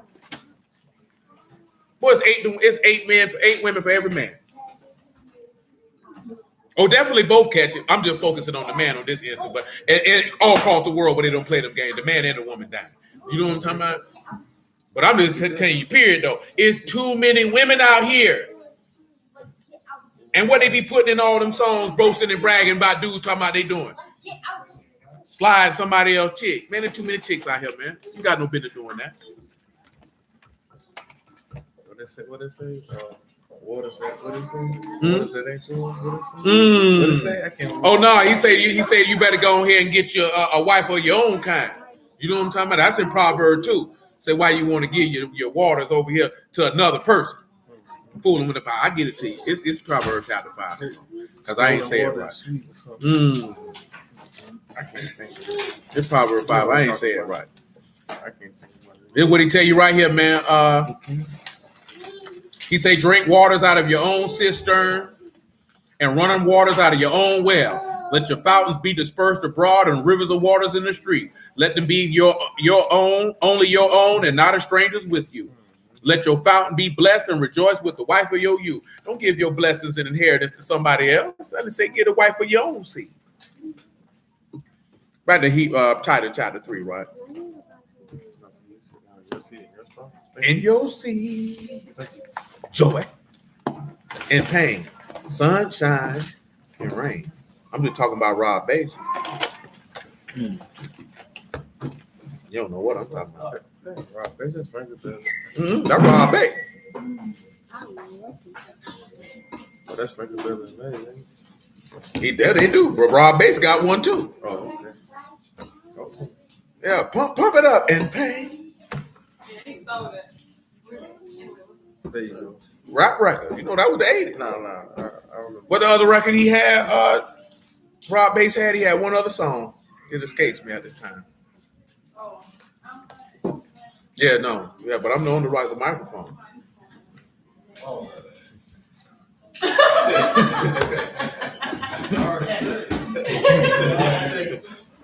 Oh, yeah. I asked you to say it. Now you about to forfeit yourself. Yeah, that's what it's called. It takes two to make a thing go right. I ain't hear. I thought he would said the thing about. I just said pause. That's what I thought he was. He said that when he said pause. My mama had that right. Dang a nigga. But avoid foolish questions and genealogies and contentions and strivings about the law, for they are unprofitable and vain. It is not. You don't need to be talking about no genealogies. You don't need to be going back and forth about no law. Ain't nobody getting no gain from it, and it's worthless. He say a man that is a heretic after the first and second admonition reject. You know why? Knowing that he that is such is subverted in sin, being condemned of himself. So that means he's been taken over. He's condemned. Why are you arguing with this nigga? Makes no sense. See, that's how men operate. If you find yourself begging somebody to do something, you find yourself in a beta position. Somebody I know that said this other time about people got masculine and feminine confused because they thinking masculinity and femininity is domination and submission. But it is though. Somebody has to dominate and somebody has to submit. That's just the dynamic of all situations and circumstances. See, when you hear domination, you thinking about slavery and beating and this, that, and the third. Domination is somebody has to lead and somebody has to follow. Because that's what submission is. Somebody's following. If you're dominating, somebody's leading. There has to be that way. And the masculine is the leader and the woman is the follower. There's nothing good of a man following behind a woman. Ain't nothing good coming from that. Solomon followed behind a woman. What happened?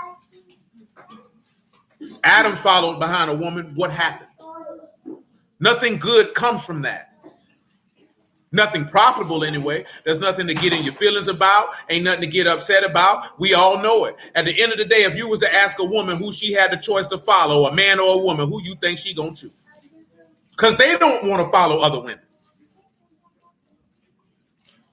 You get a group of women and say, who gonna be the leader? They gonna spend 3 weeks trying to figure out who gonna lead. You know the fact? You know what a group of women gonna do in that situation? They gonna say we all co-leaders. And you're going to have 15 different visions for the same task.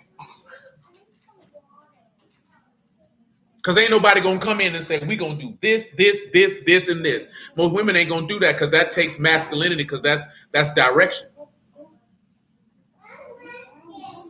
Come on back to Psalm 40. You like how many of y'all had a female supervisor in your time? How did you enjoy your female supervisor? Why didn't you like her? Why did you clash? Was she black? Because I've heard a lot of women say that the black female supervisors are some of the worst supervisors in the history of supervision. They are. They are. Yeah. When I had a white supervisor, she was. What do you think we should do? No,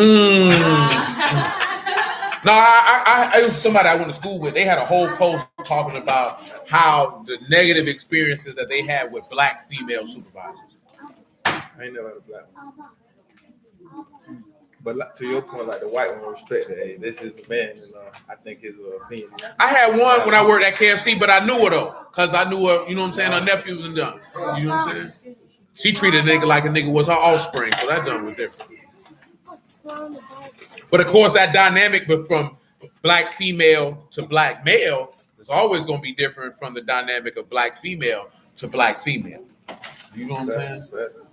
Because some of y'all mamas treated y'all harshly, and you know it, and you still resent them to this day. It do. I agree. He said it depends on what career field you in. Yeah, I forget what I don't recall the career field some ladies said they were in. The career field I was referring to, that we were cooking chicken, stealing money. I feel like we were there.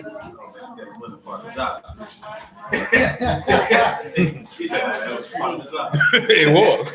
I feel like in retail and stuff like that, would probably be. I think so. Beside themselves. I think with some of them women they were talking about, they were in office and / corporate type positions, somewhere in the medical field.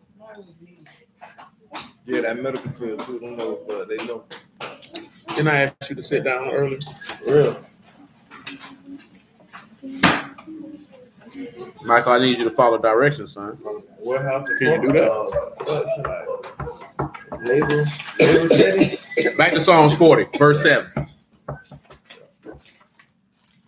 Muffin, what you over there doing? Stepping up and down in that chair. If you over there to eat, what you ought to be doing? Huh? They eat then to stop playing. Exactly. That's my You say you only had 2 as your supervisor? They don't. That boy said luckily.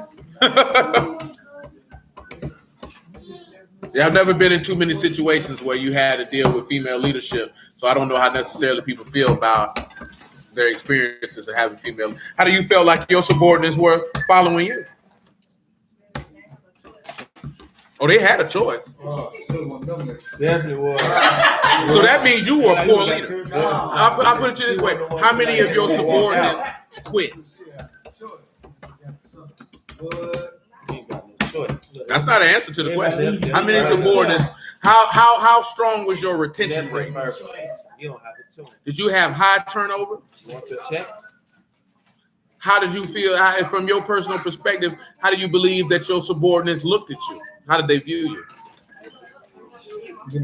No, not that they wanted to be in your position because of the job title. Because see, there's difference. See, them wanting to be in your position don't mean they want to be you. So you equated them wanting to be in your so they probably didn't like you. But see, that's the thing though. If you felt that way, that means you're a poor leader. No, but that's not the point. See, poor leader. The reason why I'm telling you this here, I'm not being funny. Huh? No, I get all that, but this is different though. Most people quit jobs not because they don't like the job, but because of poor leadership. That's why most people quit their job. You know what I'm saying? You know what I'm talking about? And sometimes they'll go with lower pay with good leadership. So just on the aspect of how you saying they ain't had no choice, just looking at your demeanor, how you stating that, you were a poor leader. And you thought the way you were leading was effective, but just like you said, them people was only there because they had to pay bills so they could find something better.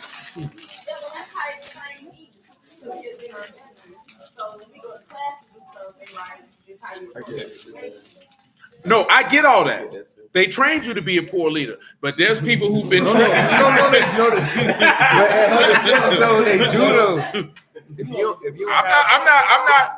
not going to take their responsibility away from that. But this is the difference of men can be in a situation where you've been in a corporation where you're trained to be a poor leader, but because men are born to lead, they can offset that bad information that they're given. As a woman, because it's not in you to lead, you feel like that bad information that they're giving you is strong leadership, when really you are a female dog in the eyesight of your subordinates, and because you can't be a douche because you're not a man. So you're just you know what I'm saying? Here go this funky hoe. That's how they feel. Hey, you right though. You know what I'm saying? But you thinking based off the information that they gave you that this is how you should handle, because leaders are supposed to call. See, did you even get down in front and lead with your soldiers? That means you didn't do it often. That means you didn't do it often. See, men know this here, because I said it the other day. To get men to follow, you have to be right out in front with them. You know what I'm saying? When you matter of fact, it's a dude who worked for me. He said, when I first seen you, I seen you with the slides on. I'm thinking, oh, this nigga don't do nothing. Till he actually came out there with me and said, I'm right out there with you. You know what I'm saying? So when they say, this nigga in slides doing the same amount of work, if not more than us, and this nigga don't bother us, I'll follow this nigga. That's why now I got these stitches in my hand. They be like, nah, bro, you can sit down. We got it. You ain't got to try to do nothing, because they know that if his hand was whole, he would be leading in front with me. See, y'all don't know that, because y'all think leading is telling somebody what to do. Do this, do that, do this, and if you don't do it, why haven't you done what I asked you to do? You messed up this order. And that's poor leadership. Because leaders are going to show their subordinates what to do and how to do it by actually doing it. You know what I'm saying? And that's the difference. Y'all not taught that. They probably told you if an employee does this, you should, all that cornball corporate stuff, you got to take all that stuff, throw that in the trash. A lot. You probably came in here, you 3 minutes late, I'm going to write you up. You were one of them, wasn't you? Oh, yeah, you were a terrible leader. Man. Terrible leader. You did it like that? I ain't never had to write nobody else. No, you're going to have to do it, but you have to have the skill to know when to do it and when not to do it based off the person you're dealing with and what they have done. You know what I'm saying? Because what you want to do, this is what a true leader wants to do. You want your subordinates to run through brick walls for you. You know what I'm saying? So that means the people under you will be willing to do anything for you because they know that you are willing to do it for them. Yeah. That is the difference between the Lord and every other God. And why it's easy for you to follow him, because everything that he is asking you to do, he has done it himself. So he can lead you in that aspect because he has done it. See, women don't lead by example because you are not going to want to set the example. So that's why it's difficult for you to lead.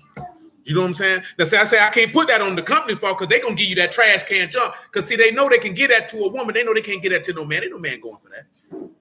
Meaning he'll hear it just like they tell them dudes that at the police academy when they get out of police academy. Everything they taught you in here, leave it in there because it'll get you killed out here. You know what I'm saying? That's what they tell them. Not get you killed out here. Don't bring that out here with you. They tell the same thing to firefighters. Everything they told you out there, don't bring because it's different. Training out that book and real live application is two different things. And you can't bring that out here.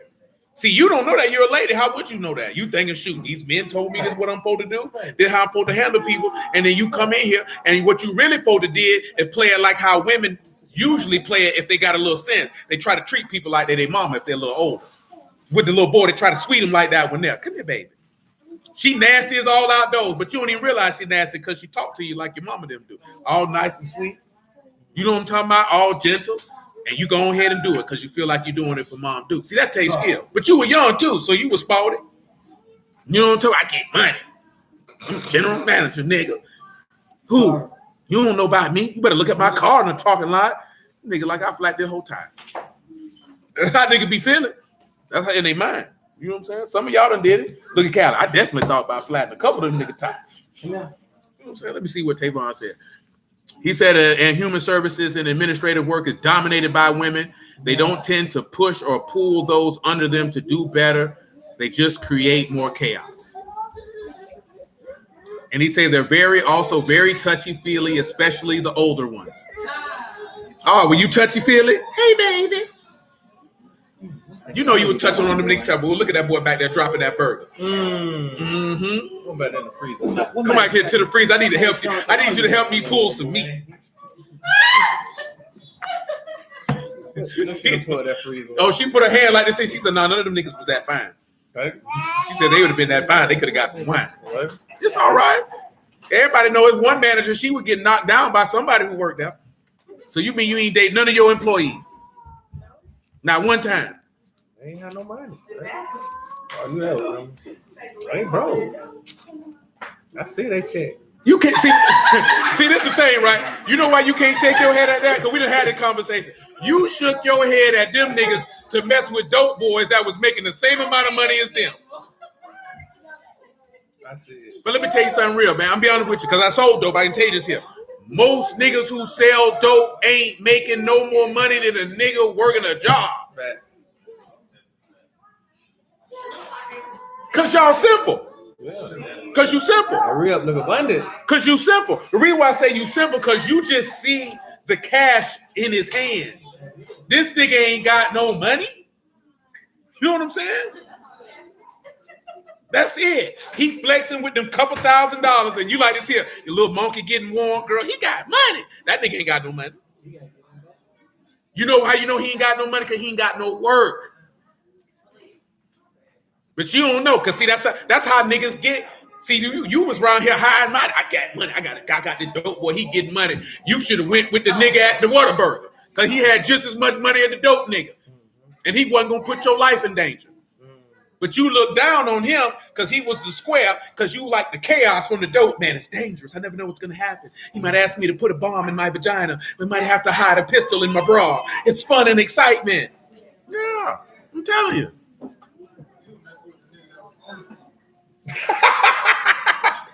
I'm telling you, man, I've been around a lot of niggas, man, on Atlantic Beach. I used to tell them niggas like, bro, none of you niggas should be broke. Boy, they probably smoking dope.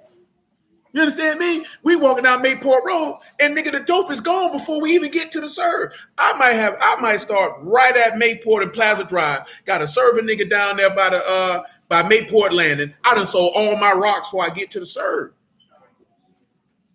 You know what I'm saying? And I'm looking at you like, you niggas broke? You still ain't got a car? But you know how many dope boys ain't got no car? I bet you would mess with niggas ain't even had no car. Stop. She said, don't disrespect her. She said, don't disrespect her. Like Now, some niggas don't even be no lookout because these niggas ain't even that organized down here. Most of these niggas is independent contractors. They be basic watching the door. Definitely no organization. Hey, hold on, son. Hold on. That bad. That mean he ain't even got no work. He just sitting in the trap. What you doing? You know what I'm talking about? But now all jokes aside, most niggas don't be having no money like that.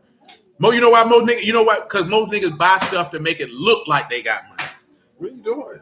So the money they got, they done spend it on the car and the rims, and all they got is just enough dope to buy some more dope to keep the money coming in, but they ain't really got no money. Average dope man ain't got no money. It's only a handful of niggas in the dope game really like they got some money stacked away. Cause we are niggas know what it take to get some women. Some y'all like shiny stuff. Y'all like kids. You come outside with the jewelry and the junk twinkle and shine, show you a couple stacks, and you like this. I got me one. And he like, look at this dumb hoe. I don't even know, boy. I ain't got nothing. This my homeboy car. I'm finna bust her back up. Rental car. Why no niggas who put rims and tint on rental cars?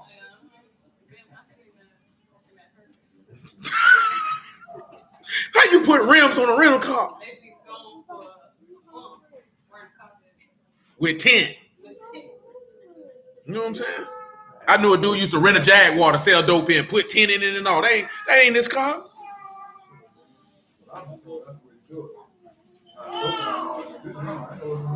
Oh, that junk don't work. You know what I'm talking about? Yeah, that junk don't work.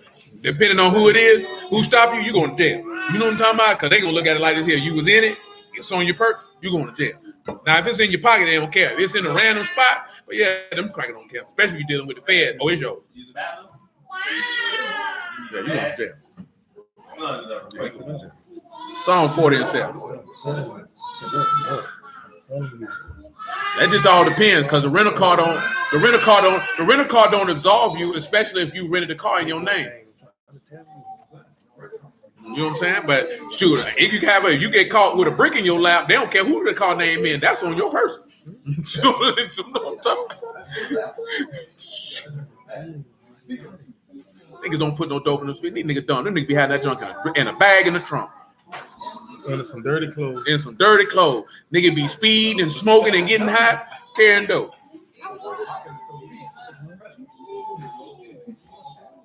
Psalm 40 and 7. But I'm gonna tell you, it's a different in female leadership.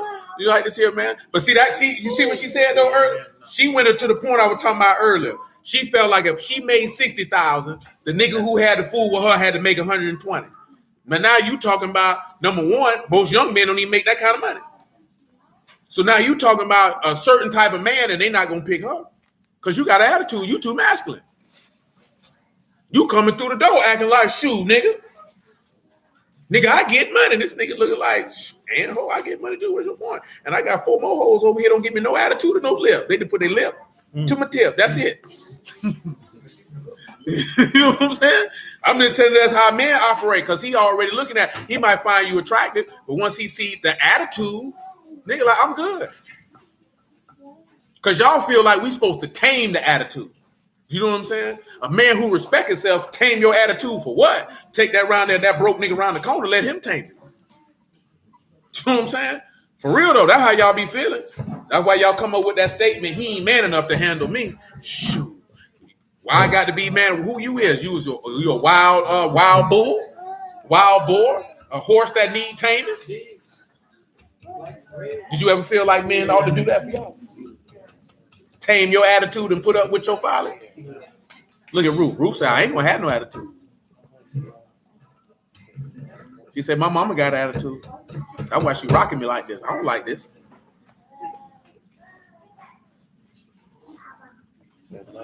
She looking at the floor like, you better not drop me. Psalm 40 and 7. Then said I, lo, I come in the volume of the book. It is written of me. I delight to do your will, O my Elohim. Your Torah is within my heart. And here we go. I preach righteousness in a great congregation. I have not refrained my lips. O Yahuwah, you know. I have not hid your righteousness within my heart. I have declared your faithfulness and your salvation. I have not concealed your loving kindness and your truth from the great congregation.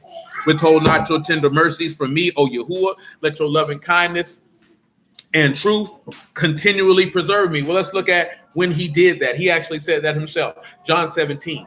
Because when he's referencing this, it's referenced in Hebrews, he's talking about he didn't hide that from the apostles and nor the people. Do you remember when the dude slapped him? When they asked him what he taught and what he said, I was ever teaching in the temple and in the synagogues and in the street. See, if you got the word, you never withhold that information. We'll read that verse also. But I mentioned what? John what? You said John 17. There you go. So you're right. John chapter 17, verse 12, son. 17 to 12. What's up, Ruth? What's up, Ruth? You know your name now, huh? Don't you, Ruth?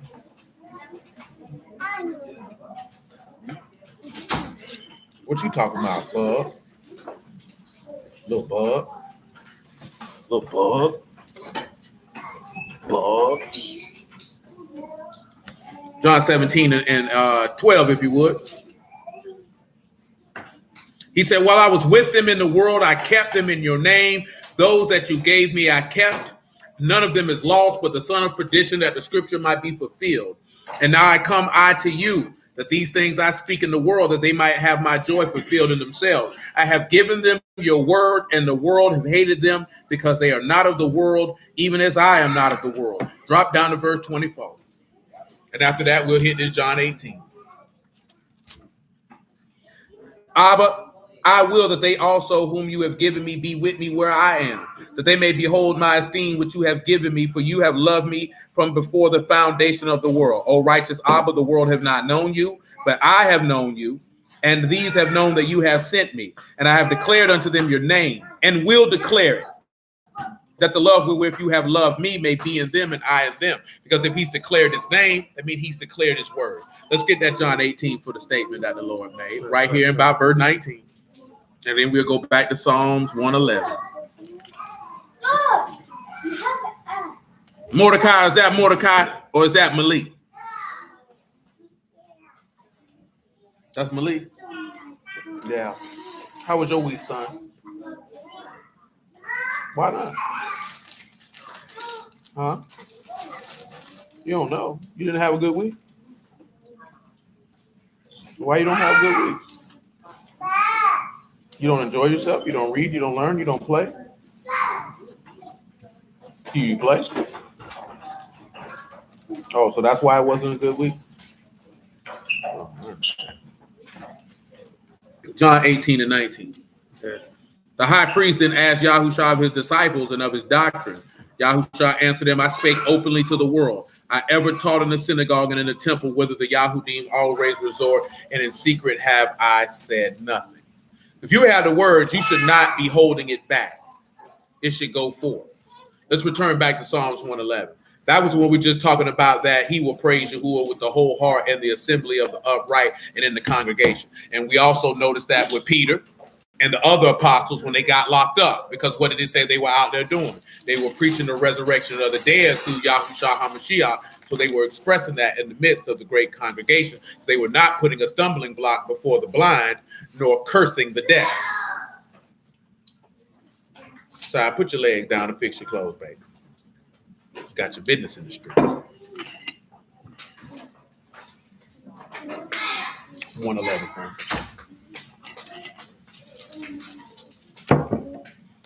I'm sitting there, you can ask. But standing up all on my shoulder, you can't do all that. But you can ask. I can't guide you. You can ask. Verse 2, Psalms 111. The works of Yahuwah are great, sought out of all of them that have pleasure therein. What do you think that means? Sought out all of them that have pleasure. Darash is the word, which you should know, and that is to seek. So that means those who take pleasure in Yahuwah have sought out his works. So what does that mean if they're seeking out his works? That means they're seeking out his pursuit or his business.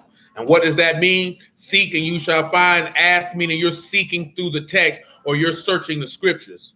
Because in them you think you have eternal life. And they're testifying of Yahushua HaMashiach. Those who have pleasure in Allah, matter of fact, praise the Lamb.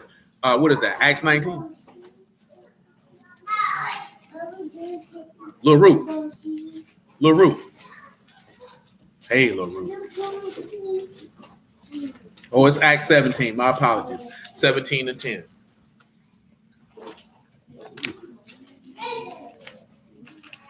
Acts chapter 17 and verse 10.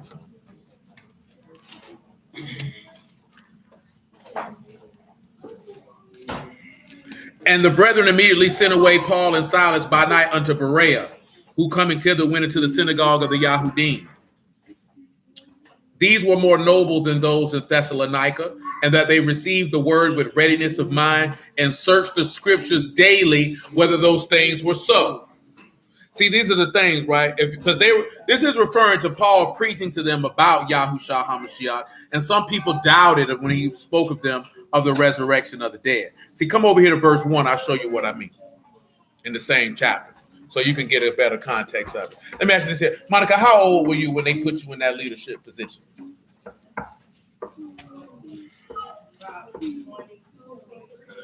You feel like you were prepared to be a leader at that age? Do you feel like they properly prepared you for that? What do you think that they lacked the most in preparing you for that position? I felt like they just needed somebody in that position because they had lost years. So they just whoever was up next in that position. So basically, you think that in your mind, the biggest mistake that they made is they put someone in a position that they were not ready for. Yeah. What was that just They knew that though. Wowzers. And what was their thought process of knowing that they were doing that to what they could do to aid you?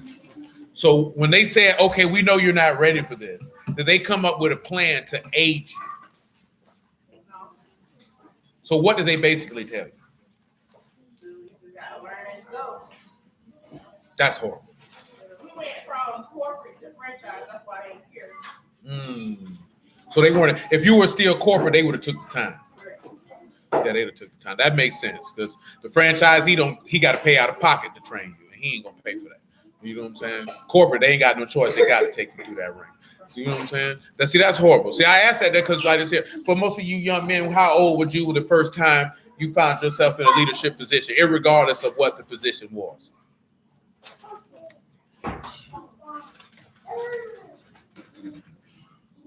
Oh, but Spirit.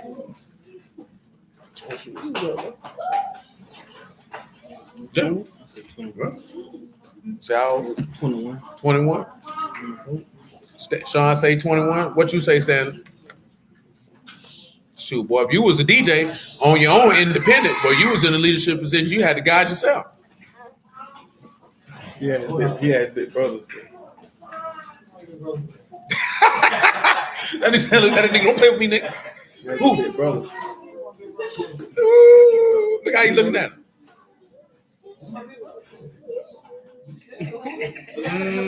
22, 23. Never drive wasn't only. Stanley say drop it on him. Now I asked that, did y'all feel that you were properly prepared for the leadership position that you were taking at the time? I ain't like this boy teaching me as I go in the book. I was learning as I went. But see, that's different though. Look at what you said. She was in a situation that she had to learn by trial and error. You said you had somebody to guide you while you were learning. There's a difference in that. If you got somebody who can tell you, nah, man, do it like this, or that you can go to, that's different. You know what I'm saying? Because trial and error is the worst way to do it. Yeah, and anybody who tell you that, telling you a lie. You know what I'm saying? When it comes to being a leader, trial and error it's better to be trained. It's better to be groomed for it. When you look at some of the best leaders in the history of mankind, they were groomed for it. Nah, but you can learn. Of course, it'll always be things that pop up, but just throw them out there and figure it out. Oh, that's the worst, because if you mess up, you're not just damaging yourself, you're damaging everyone who's following you. You might not never come back from that area. Yeah, but how you learn, it might be like, Yeah, it's too late. Yeah, the best leaders, if you study history, the best leaders, they were groomed for it. They were trained, prepped, and prepared for it. not just thrown out there to figure it out. Because it could be detrimental. Because leadership ain't even just about you leading; it's other people you're responsible for. Absolutely. And of course, I was leading that for the Lamb because he was groomed and prepared for his leadership. He was groomed for it. When you look at David, what we have been talking about, everything David went through was to groom him to be a leader before he led. Like you said, you were trying to live Before he led. You know what I'm saying? To teach him the ability. I think I said, right, that doesn't mean that you're deficient as a person if somebody put you in a position that you were not prepared for and then don't train you to do it. Basically, they're setting you up to fail. You know what I'm saying? So like I say, when I say, oh, you're a poor leader, then you say, well, this is how they train me. That doesn't mean you're a horrible individual. That you being a woman, and that's not your natural inclination to begin with, and then them not giving you the proper tools to succeed, there was no way that you were going to have a group of people, especially men. You know what I'm saying? Look at you and say, I'm going to follow her. Because see, it's different leading men. Leading women is one thing. You have to have an extremely commanding presence to lead a group of men. You know what I'm saying? It's different leading men because men ain't just following anybody. Men are just not listening to anybody. That's not happening. You know what I'm saying? Not a man who has any type of self-respect. That's not happening. That's why it's a lot more. That's why a lot of women, when they get in leadership positions, they take the track of treating them like their mother, taking on that type of role and giving off that type of energy because they know that that will be getting men more inclined to listen to her. You know what I'm saying? That's different. That's a low, very interesting. Young people. Definitely. It is older people. Factual. That's factual. You know what I'm saying? And you notice a lot of time in fast food when them older women in positions, they treat you like you her child. You know what I'm saying? Because they know these are younger people.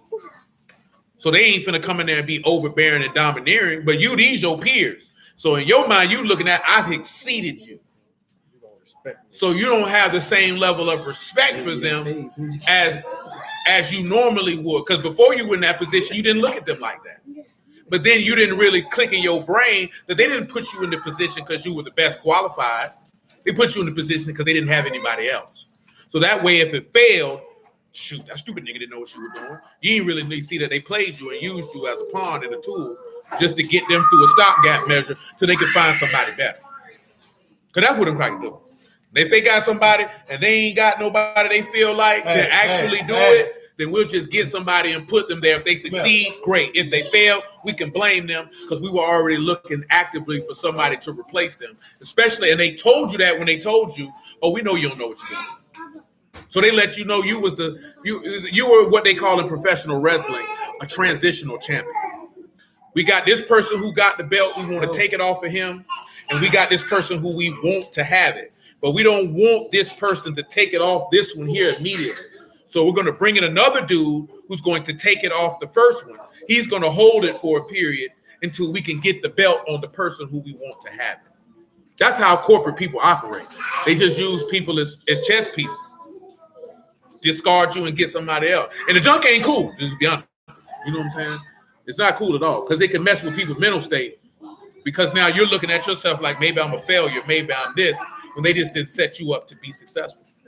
Because if you were the one who they felt was qualified and ready, they would have gave you all the tools to be successful because they would have been invested in your success. And that's the difference between a good leader and a poor one. A good one is invested in your success.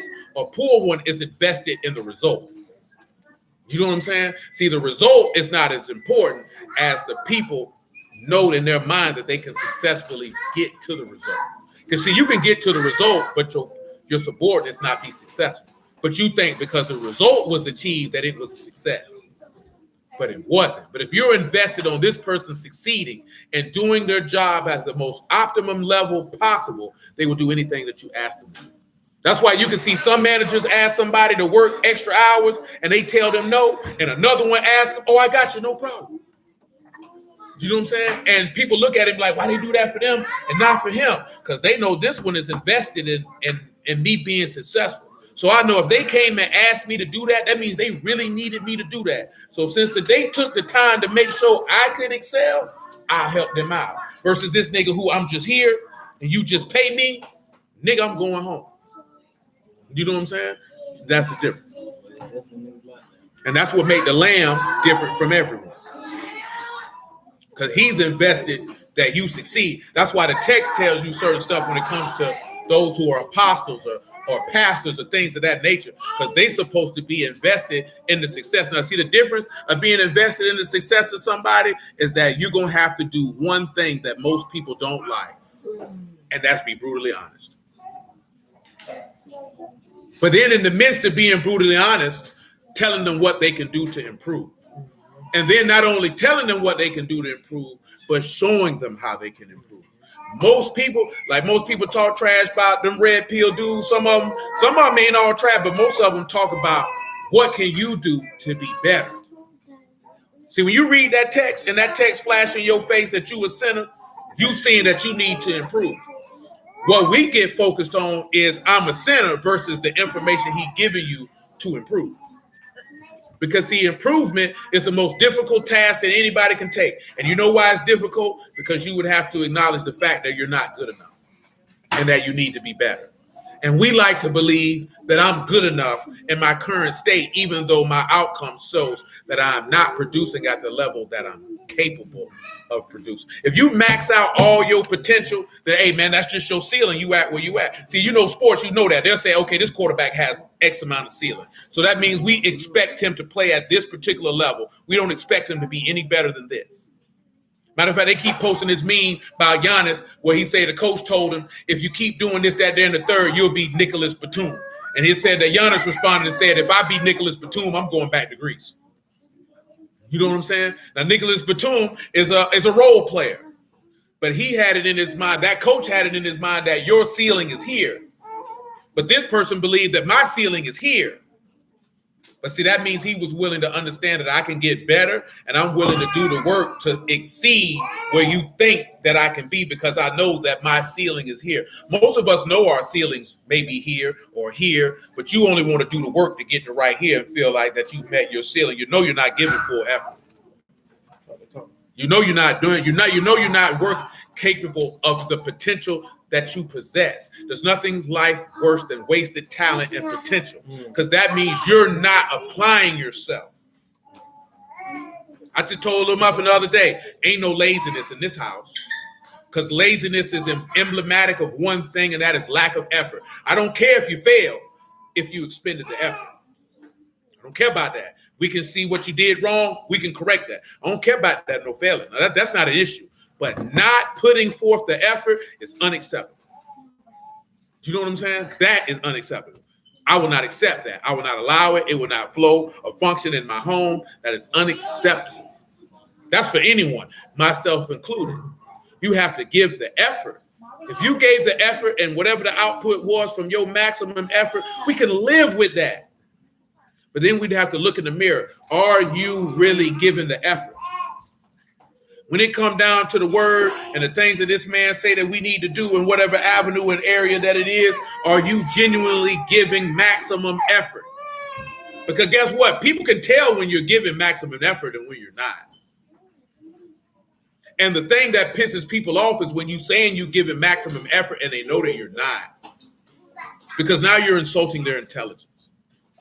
Because when you give lack of effort shows a lack of care. Your level of effort is reflective of how much you care. So if you don't care, why would you expect this person to be invested in you? See, that's how Yahuwah look at it. If you don't care about what he delights in, then why would he invest his spirit, his benefits into you? Why would he do that? Because you don't care. So he doesn't care either. That's just not how that works. Let me see what these brothers got going on. Oh, okay. So Ron said he was 28 and 10 years in the game before he became a supervisor. He had a solid contracts of managers over him to turn to. Managing a group of men is hard work, let alone organizing and running the site. It's definitely a different job just to work. It's definitely different when working and you have to manage a job site and manage the men in the job site and make sure structure and order is going on and manage men's personalities. Oh, that's definitely different task. Definitely different task.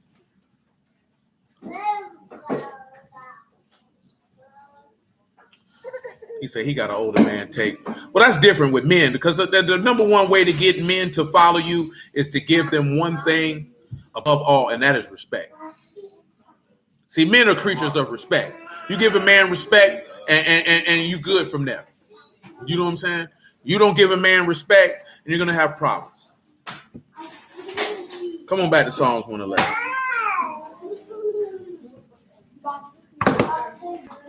Civic said the same thing. Most men who were under them were older, and they took his direction without question. But see, even with, like I said, because Stanley, no, you got usually older men working with you, older than you anyway, and all that talk is just respect. The men just want to be respected as men because they know they're older than you, so they not even looking at you. Don't come in here and disrespect me, young nigga, because you feel like I'm paying, because you paying me. You can talk to me or handle me any kind of way. You know what I'm saying? I'm a man just like you a man, nigga. Now that's all men ask for is respect. You know what I'm saying? See, women, y'all don't know that because a nigga ain't gonna punch you in your face. You know what I'm saying? He's not gonna punch you in your face. See, a man know whether you paying this man or not. You disrespect this man, you might have to fight.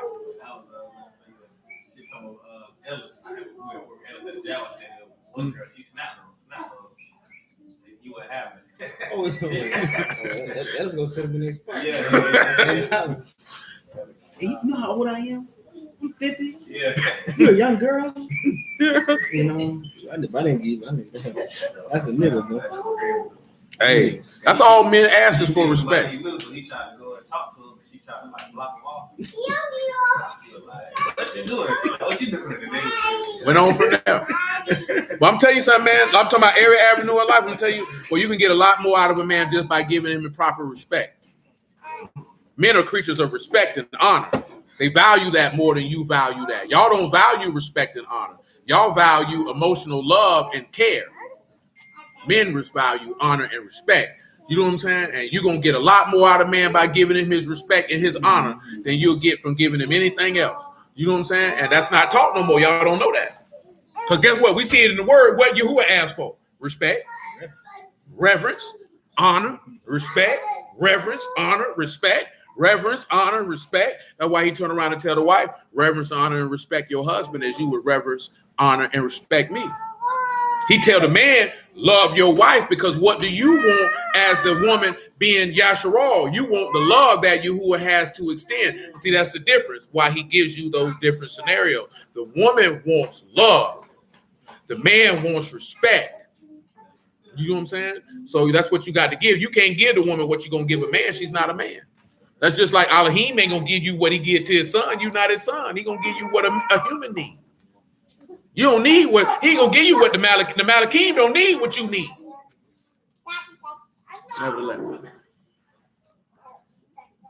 Psalm 111, verse 4. Mother man. What's up, boy?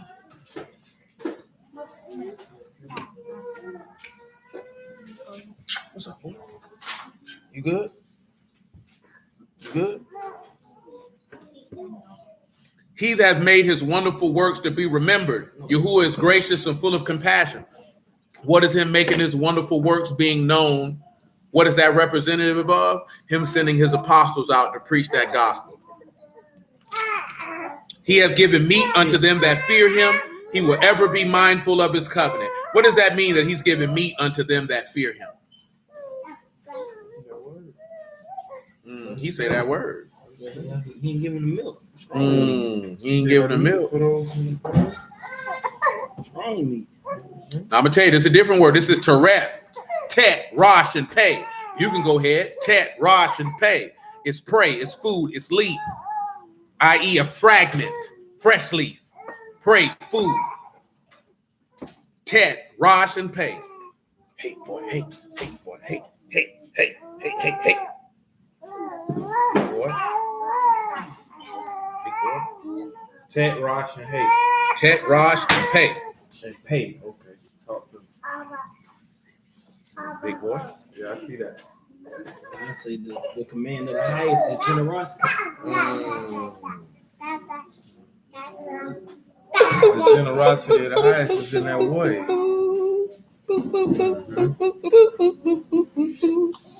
You said the generosity, the grace, the mercy of Elohim is contained in the word. I think that's it, bro. I think that's it. Well, let's look at John chapter 6. That's it, bro. That's right, Saran. Take, eat. This is my body. This is it. But notice that he said to them that respect and honor him. So the only ones who take part of the body are those who respect and honor. Because notice how it said one of them definitions was what? A fragment. A piece. A piece. Talk to talk. What they did in Judges. Took a piece of her body, put it in the 12 coats. Oh, Bust down. bust it down. Share it. Some of y'all look like y'all was the type of nigga have a piece of bread, don't even share with your homeboy. You eat a whole piece of bread. Nigga, you like this here. Now I ain't got no more, got a whole loaf in the house. My mom used to get mad. Why you bring your friends over there to eat the snack? This nigga hungry. That nigga was musky when he came over here. He needed something to eat. Shoot, he what? He had to ran away from home. They was abusing him. Boy got beat with a tire brush one day. I said, the humanity. I'd have left home too. What you laughing about, baby? You want to get down, Muffin Man? Slide. John chapter 6, verse 48. You were ready to steal that seat, wasn't you, boy? Third time. I ain't mad at you. You say you trying to be up here with the men. This seat for you right here. That's a good seat right there for you, that Michael. The little bird ain't gonna sit in no seat. Don't try to sit in it now. Go back where you was at. Let Michael get that chair. Go ahead. You want to sit up there with the man? Michael almost shoot. Michael approaching double digits. That boy gonna be 9 pretty soon. Boy, cut the crap before I punch you dead in your nose. What you doing, bro? Get out my face with that face up, bro. I'm telling you, balling up your face. Sure, ain't no cap, because that boy know if I'm gonna hit him, I'm gonna hit him. If I tell him I ain't gonna hit him, I ain't gonna hit him. I ain't gonna lie to him. I ain't gonna tell him I ain't gonna hit him and then hit him. No, I done hit him in the nose before. That thumper. They said, Captain, he want me to abuse the boy. I'm not finna abuse the boy. I'm not Chester. You want a nigga to beat on the man like he's 12 years a slave. That's a boy. One thing about it, Bird know ain't no cow, because Bird know he get a whooping, boy, I need cheeks, raw. Cause that's what that better. Ain't no pause on that one there. You get out of pocket, boy. Do you like your grandma and your mama them did it, go and get in that tub, get wet with it. Rawhide. Rawhide. Cause this raw belt going on some rawhide. Ain't no double pause, nigga. Old school whooping, nigga. Ain't no pause in that belt. That belt ain't pause. That rawhide. That boy done got one time like that in his life. You got to violate bad for a nigga to do that one there. Drop your drawers. Not even the whooping with the clothes on. Drop your drawers. Oh, you violate. You know what I'm talking about? Nigga, that rawhide, boy. Yeah, Capital offense. yeah, you violate. Capital offense, boy. That person be murdered, boy. You already know parents don't come in and get no raw cheeks. Yeah, bro. They don't get no butt nigga whooping at you. Egregious. You know what I'm saying? You think I came to play around? Yeah, You know what I'm saying? You supposed to remember, boy. I remember when I was Well, I remember that time, boy. When my daddy came through, boy. He telling that story. He 32. He's still telling that story. Them the ones, yeah, boy. But what you did, boy, don't you ever forget this, boy. Because if you ever do that, And that's real. you feel me? If Yeah. you ever forget it. If you ever forget this one, Find you somebody to play with, little boy. pops, you might forget it. Yeah, they gonna remember them pops. That rawhide. You don't remember that, boy. Yeah, remember that. I got a rawhide I remember to this day. That boy say grandma used to come with the extension cord. That catch him out the bathtub. You remember all that. Hey, boy. It's a billboard. Rawhide. I remember to this day, boy. Guess what? I bet you Manasseh remember what the Lord did to him. Rawhide. Ah.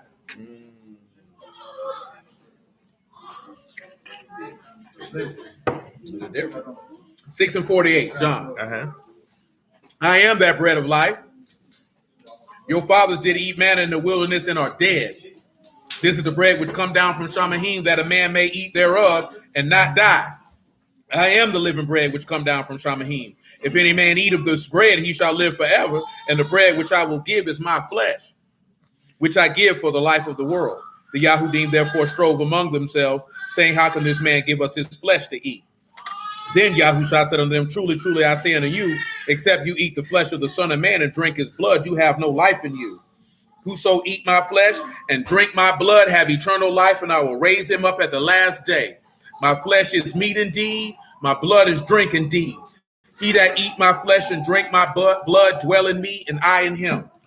As the living Abba have sent me, and I live by Abba, so he that eat me, even he shall live by me.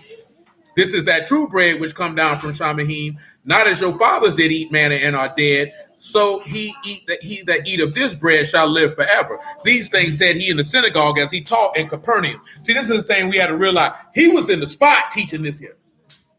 This wasn't in no street.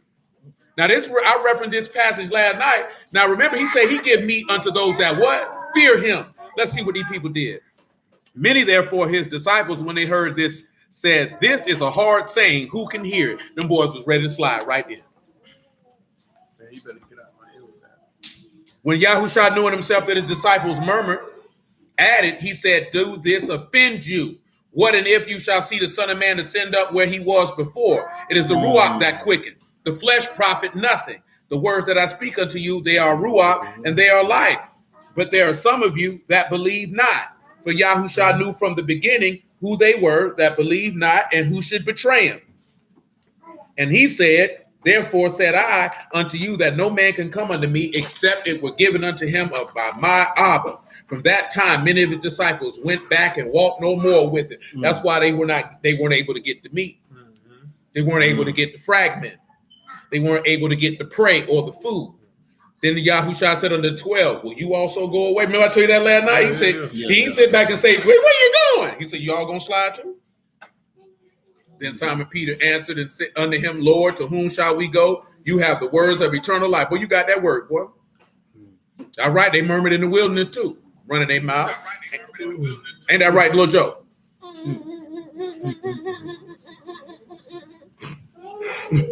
Ain't that right, little Joe?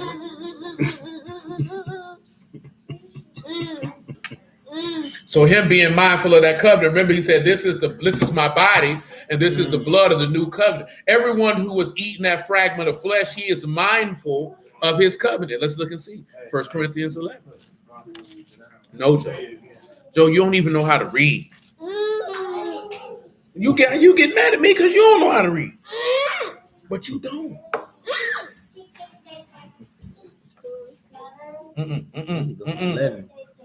1 Corinthians 11. 24. There you go. And when he had given thanks, he brake it and said, take, eat, this is my body, which is broken for you. This do in remembrance of me. After the same manner, he also took the cup and he supped, saying, this is the cup of the New Testament in my blood. This do you as oft as you drink it and remember. Now you got to go. You gonna be quiet or you got to go? Which one you gonna do? So you're gonna be quiet. You chose wisely. Oh, and your daddy got something for you. Them tropical pops. Them tropical pops. You talking about your butt gonna be vroom vroom. He said, for as often as you eat this bread and drink this cup, you do show the Lord's death till he come. Meaning that here you'll be mindful of his covenant, because we talked about that last night, about that table being a snare, and that which was for their peace ended up being a trap, because that was the covenant from the meat at that said table that would have been for their peace. All right now, Joe, I don't got but one hand, Joe. I can't hold you with two hands. Back to Psalms 111, verse 6. He have showed his people the power of his works, that he may give them the heritage of the heathen. Now, of course, you know that take us back to the wilderness, because he did show us the power of his works, right? during Passover to give you the inheritance of the heathen, meaning the land of Canaan. That possession, that property. Well, he did it again because when his apostles seen him resurrect from the dead, they seen the power of his works that he may give them the heritage of the heathen or the whole earth. Let's continue in verse 7. The work of his hands are verity and judgment. All his commandments are sure. Just so you know what verity is, it's a moth. That's your word for truth, your word for faithfulness. They stand fast forever and are done in truth and uprightness. He has sent redemption unto his people. He has commanded his covenant forever. Kadash and reverend is his name. Of course, you know that is Yerah. So what does it let you know that his name is? His name is respectable and set apart. But the key component of what you look at, right, is he sent redemption. You already read earlier in John 8, and we'll probably revisit some of this stuff in more detail, where he stated, I proceed from my Father. If you loved him, you would love me because I come forth from him. Because Isaiah 51 said, let's go on and look at Isaiah 51. Little Muffin. Little Muffin. Yeah, you know who it is. Hey, Little Muffin. Hey, Little Muffin. Yes, hello. How are you? Are you well? Are you well, Little Muffin? I just can't begin. You are. Isaiah 51, brother. 51 and 4. There you go, brother.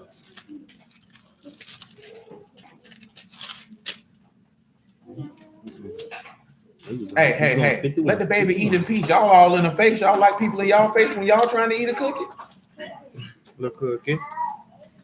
Good Lord. Trying to take that cookie. I'm telling y'all all in the face watching her like y'all ain't never seen a cookie get ate before.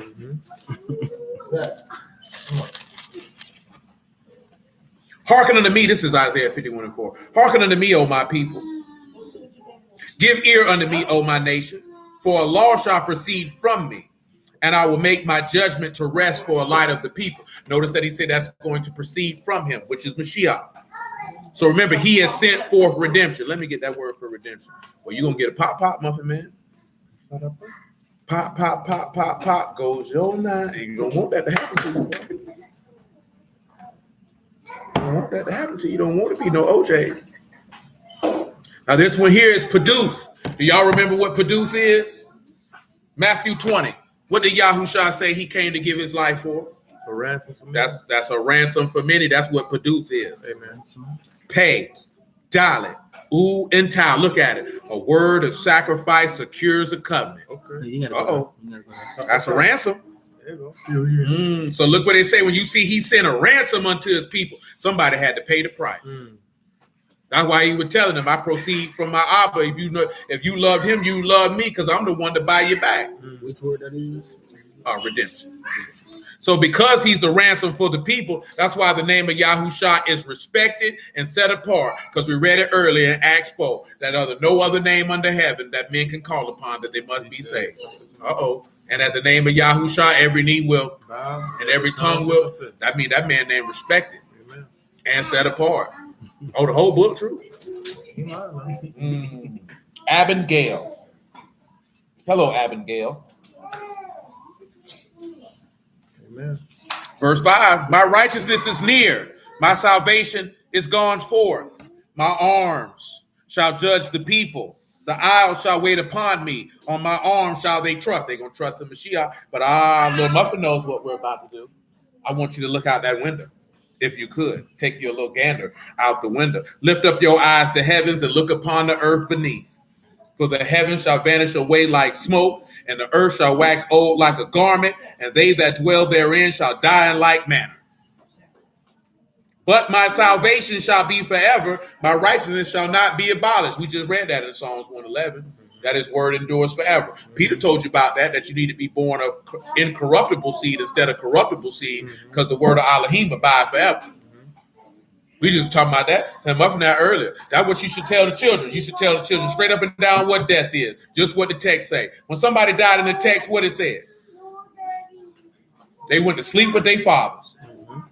And you tell them, because you tell them just exactly what it is. It's a state of sleep. Because you know it. And she was good with it too, because she remembered that. What did he make Adam from? Dust. She said he breathed into his nostrils. But what's the point of me mentioning that? Because what does the text say in Ecclesiastes? dust you return, and your breath go back to Yahuwah who gave it. So what is the point? You return back to the essence of what you are, because you are not a forever property. When people be like, oh, Adam made to live forever, then he was made from dust. Boy, you got to go back to the dust. No matter if Adam would have ate from the tree of knowledge of good and evil or not, he was going back to the dust. Amen. That's not eternal components. Amen. He was dust. He got to return back to the dust. But because if we do that and understand that we have attained a ransom that has overcome the darkness of death to give you light even in the midst of death, then why would death be even something to be worried or concerned with?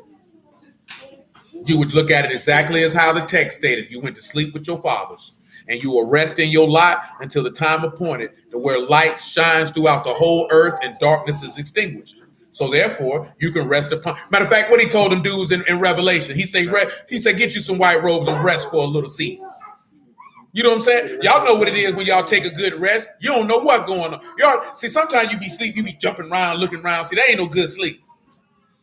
You hear people walking around, but when you in good sleep, you in a state of death. That's why they say sleep is the cousin of death, because you don't know what's going on around you. You know what I'm saying? You take a dream out to play, and you don't know nothing. You don't know nothing. You don't know. Nigga could have walked by you. Nigga could have been. Nigga Lil Nas X could have ran through the whole house doing this, that, then the third. You wouldn't have known. Walking with it, huh? I strapped me too. You know what I'm saying? Some of y'all done been in the house, sleep. Niggas done been in there having sex in the next room. Somebody done been in there smoking, drinking. Nigga done cook. You done woke up and be like, nigga done cooked the whole meal. You be like, well, when y'all cooked all this here? Well, you been back there, not died, dead to the world. Ain't that what the old people like to tell you? I wasn't scooping nothing. Dead to the world. That's what the old people like to say. I'm on my house got broken into. They all sleep. You know what I'm saying? Definitely people that had their house broke into ain't even woke up. You know what I'm saying? So I'm saying that if we put it in a realistic standard, understand what it is, because when you sleep, you ain't having no thoughts. You have no idea what's going on around you. Matter of fact, D was sitting there one day, man. Bruce called me, man. That nigga said, boy, what time you coming through? About 8:30? I said, Bruce, boy, it's 8 o'clock at night. I said, you must have been in there sleeping good. You know what I'm talking about? But He thought it was the moon. yeah, because it was raining that day, so you know it was dark out the door. And Bruce done already went. We done worked already. I done dropped him off. Bruce like, this here, man. You come about 8:30? I said, Bruce, it's 8 o'clock at night. Bruce said, oh, man, it is. I said, you were knocked out in that room. He said, yeah, boy, I was out of there. I said, well, I know you ain't even got that drunk that fast. You went in the house and went to sleep. You know what I'm talking about? You went in the house and went to sleep. Ain't nothing wrong with it. But let me finish this verse 7 right here. He say, hearken unto me, you that know righteousness, and whose heart is my law. Fear not the reproach of men, and don't be afraid of their revilings. You don't need to be worried about the dishonor of men, because I tell you that in 1 Peter chapter 3, that, you know, blessed are you if you be reproached for his name's sake, because people going to speak evil of you on his part. Ain't nothing to be worried about. Let me finish this Psalms 111 out. Verse 10, I remember I was talking to a dude from IUIC. I forgot what we were talking about. He tried to slide me with this verse 10 with his ugly, wicked self. Little ugly. He said this here, the fear of Yahuwah is the beginning of wisdom. So that respect and honor Yahuwah is the beginning to knowing, to having the skill to know what to do and what not to do. A good understanding have all they that do his commandments. But look at the key component. His commandments is not there. You see that's in italics, right? I mean, that's not there. His praise endure forever. Let's see what it actually says. Stop, please.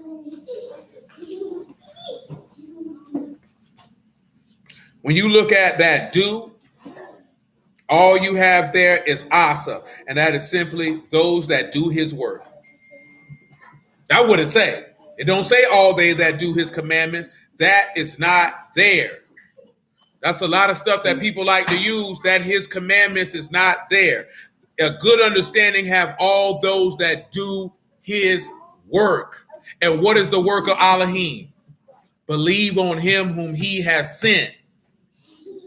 and he will open your understanding that you might understand the scriptures. So if you don't do the work, which is to believe on Mashiach, then you're not going to have good insight. You see how that them inserting a word that is not there definitely can throw a lot of people off. And the word for understanding there is sakal, which is prudence and insight, good sense. So you'll have insight on the text. So because Mashiach did the work, you know that he had good insight every time he talked to them people. And that's why David had good insight, because he did the work of Elohim. When you do the work of Elohim, you have the insight of Elohim. Most people don't do the work. That's why you don't have the insight. Put it to you this way, on a natural level. If you have done the work on a particular task, can somebody who hasn't done the work give you any manner of insight on what you're doing? You know what I'm saying? If you've been dealing and say, and like say he do video work. If you've been doing video work for 20 years, can a nigga who ain't never did video work come tell you about that? I'm talking about not just say, oh, you should do this. I'm talking about the insights, the ins and outs, the outs and ins that can only be known from actually doing it. Nevertheless, hallelujah for Yahushua and the word. We'll start right there right now. We bless y'all at the house of Elohim in the name of Yahushua. Appreciate your time. You who are willing, we'll pick this up again on Wednesday. What this is? July. Oh, shoot. This month about over with. So y'all know that trumpets, tabernacles, and atonement is at the door. So it's almost here. It's almost there. But again, I bless y'all in the house out here in the name of Yahushua. Always make sure to maintain that you do his work so that you can gain understanding. You who are willing to the next one. Wake up until judgment day. Yeah, but you don't want to go to Jamaica fire.